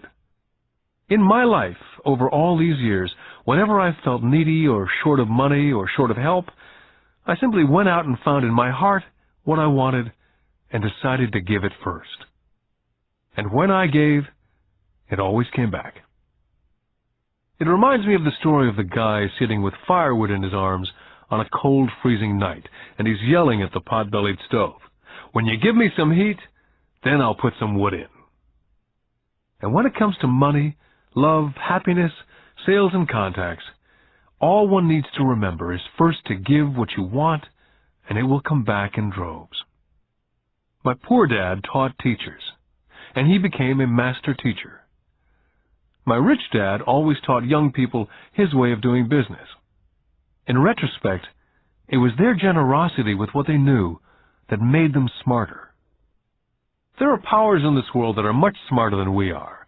You can get there on your own, but it's easier with the help of the powers that be. All you need to be is generous with what you have, and the powers will be generous with you. Take action. All of you were given two great gifts, your mind and your time. It is up to you to do what you please with both. With each dollar bill that enters your hand, you and only you have the power to determine your destiny. Spend it foolishly, you choose to be poor. Spend it on liabilities, you join the middle class. Invest it in your mind and learn how to acquire assets, and you will be choosing wealth as your goal and your future. The choice is yours and only yours. With every day, with every dollar, you decide to be rich, poor, or middle class. Choose to share this knowledge with your children, and you choose to prepare them for the world that awaits. No one else will. You and your children's future will be determined by choices you make today, not tomorrow. This has been a Time Warner Audiobooks production of Rich Dad, Poor Dad, written by Robert Kiyosaki with Sharon L. Lecter, CPA, and read by Stephen Hoy, featuring an introduction by Robert Kiyosaki. Executive producer, Maya Thomas. Produced and directed by John Brunette. Text abridged by John Whitman. Text edited by William Whittington.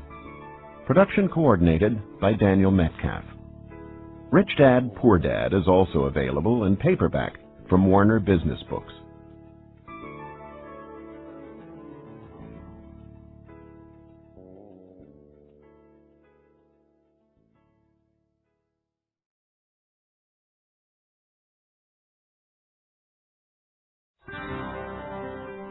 Here's a sample from audio bestseller Rich Dad's Cash Flow Quadrant, a guide to financial freedom, written by Robert T. Kiyosaki with Sharon L. Lecter, CPA.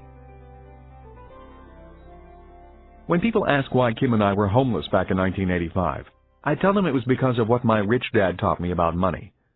For me, money is important, yet I did not want to spend my life working for it. That is why I did not want a job. If we were going to be responsible citizens, Kim and I wanted to have our money work for us rather than spend our lives physically working for money. That is why the cash flow quadrant is so important. It distinguishes between the different ways in which money is generated.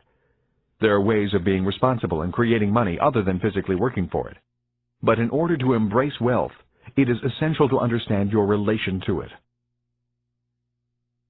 My highly educated dad had a strong belief that the love of money was evil, that to profit excessively meant you were greedy. He often said, "I'll never be rich," or "investing is risky," or "money isn't everything." My rich dad had a different point of view. He thought it foolish to spend your life working for money and pretend that money was not important. Rich Dad believed that life was more important than money, but money was important for supporting life. He often said, "You only have so many hours a day, and you can only work so hard. So why work hard for money? Learn to have money, and people work hard for you, and you can be free to do the things that are important."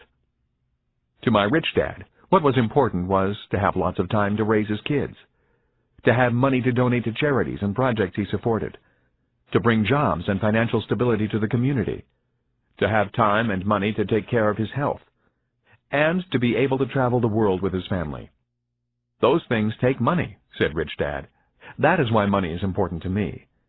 Money is important, but I don't want to spend my life working for it." It was my rich dad who often referred to the cash flow quadrant when I was a young boy. He would explain to me the difference between someone who was successful on the left side versus the right side. Having two dynamic and successful father figures around me gave meaning to what each was saying. But it was what they were doing that allowed me to begin to notice the differences between the ES side of the quadrant and the BI side. One painful lesson I experienced as a young boy was simply how much time one dad had available to spend with me versus the other.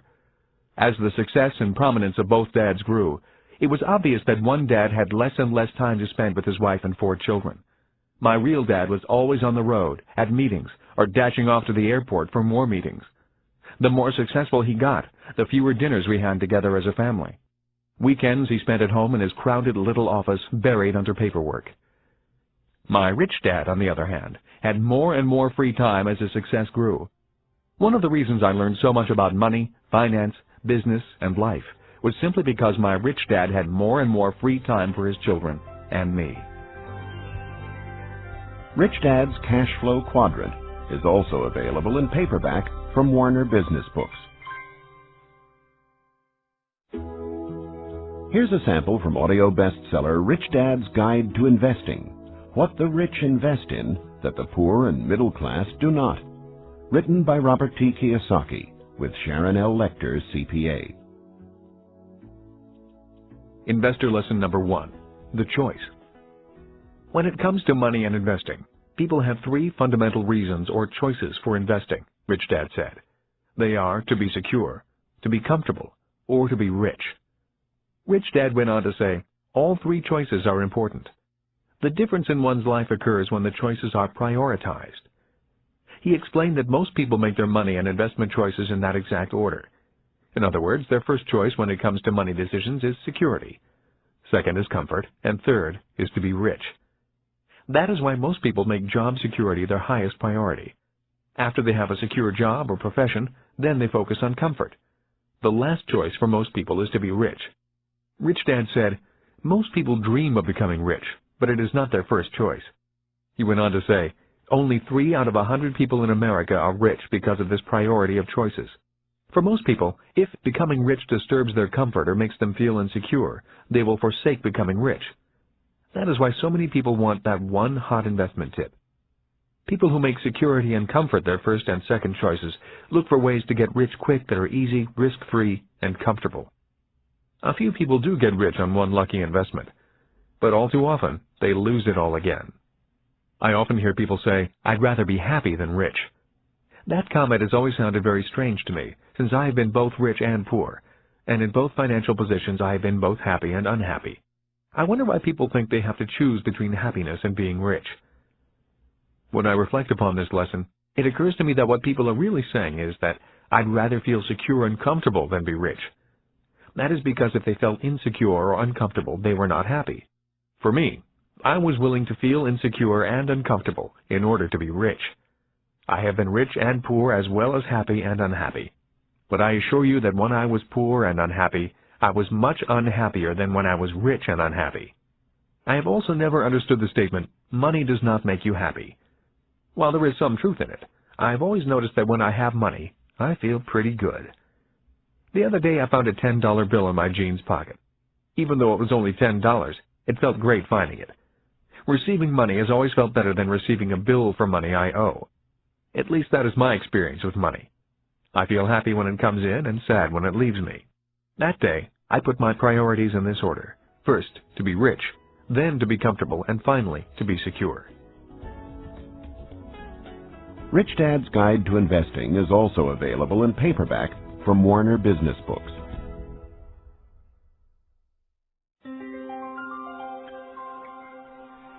Here's a sample from Rich Dad's Rich Kid, Smart Kid, giving your children a financial head start. The latest book from the New York Times best-selling authors Robert T. Kiyosaki and Sharon L. Lecter, CPA.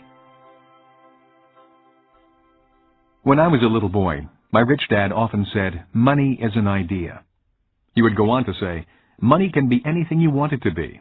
If you say, I'll never be rich, then the chances are you'll never be rich. If you say, I can't afford it, then chances are you can't.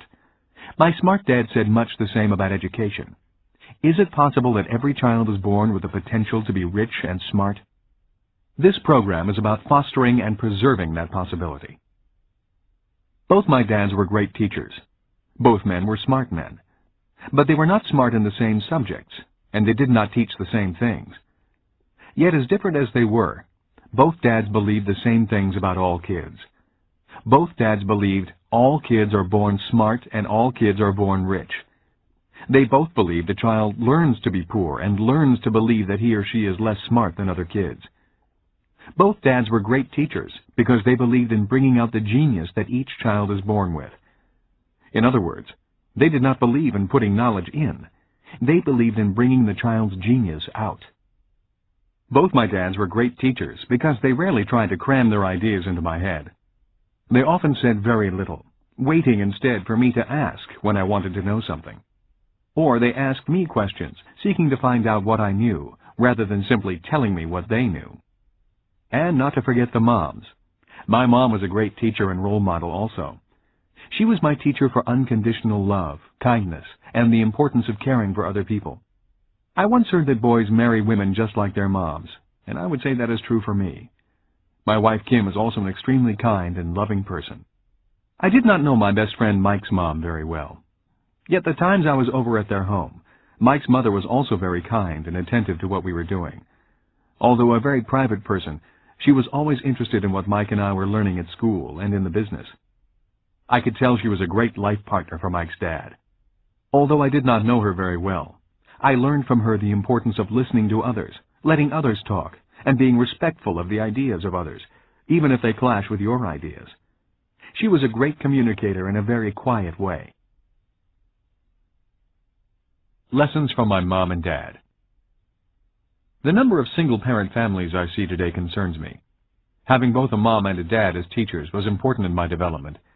My dad would often say, "True intelligence is knowing what is appropriate rather than what is simply right or wrong."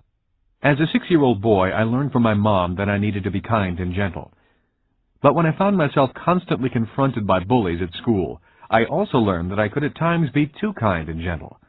I hated being called fatty and Dumbo. Consequently, after talking with my dad, I learned to be strong and to stand up for myself. But there had to be balance. My father told me that many people live in a black and white world or a right and wrong world. Many say, don't push back, and some say, push back. The key to being successful in life is, if you must push back, you need to know exactly how hard to push. When I got pushed or put down, I learned exactly how hard to push back. Knowing exactly how hard to push requires much more intelligence than simply saying, don't push back, or push back. My dad would often say, true intelligence is knowing what is appropriate rather than what is right or wrong. I think today we need to be more intelligent with our strengths and our weaknesses. It used to be when I was a kid and I got angry with another guy at school. We would begin to wrestle, get tired, and then the fight would be over. The worst that happened was an occasional torn shirt or bloody nose. Today, kids get angry, start thinking in the less intelligent right and wrong mode, break out their guns and shoot each other. We may be in the information age, and kids may be more worldly than their parents, but we can all learn to be more intelligent with our information and our emotions.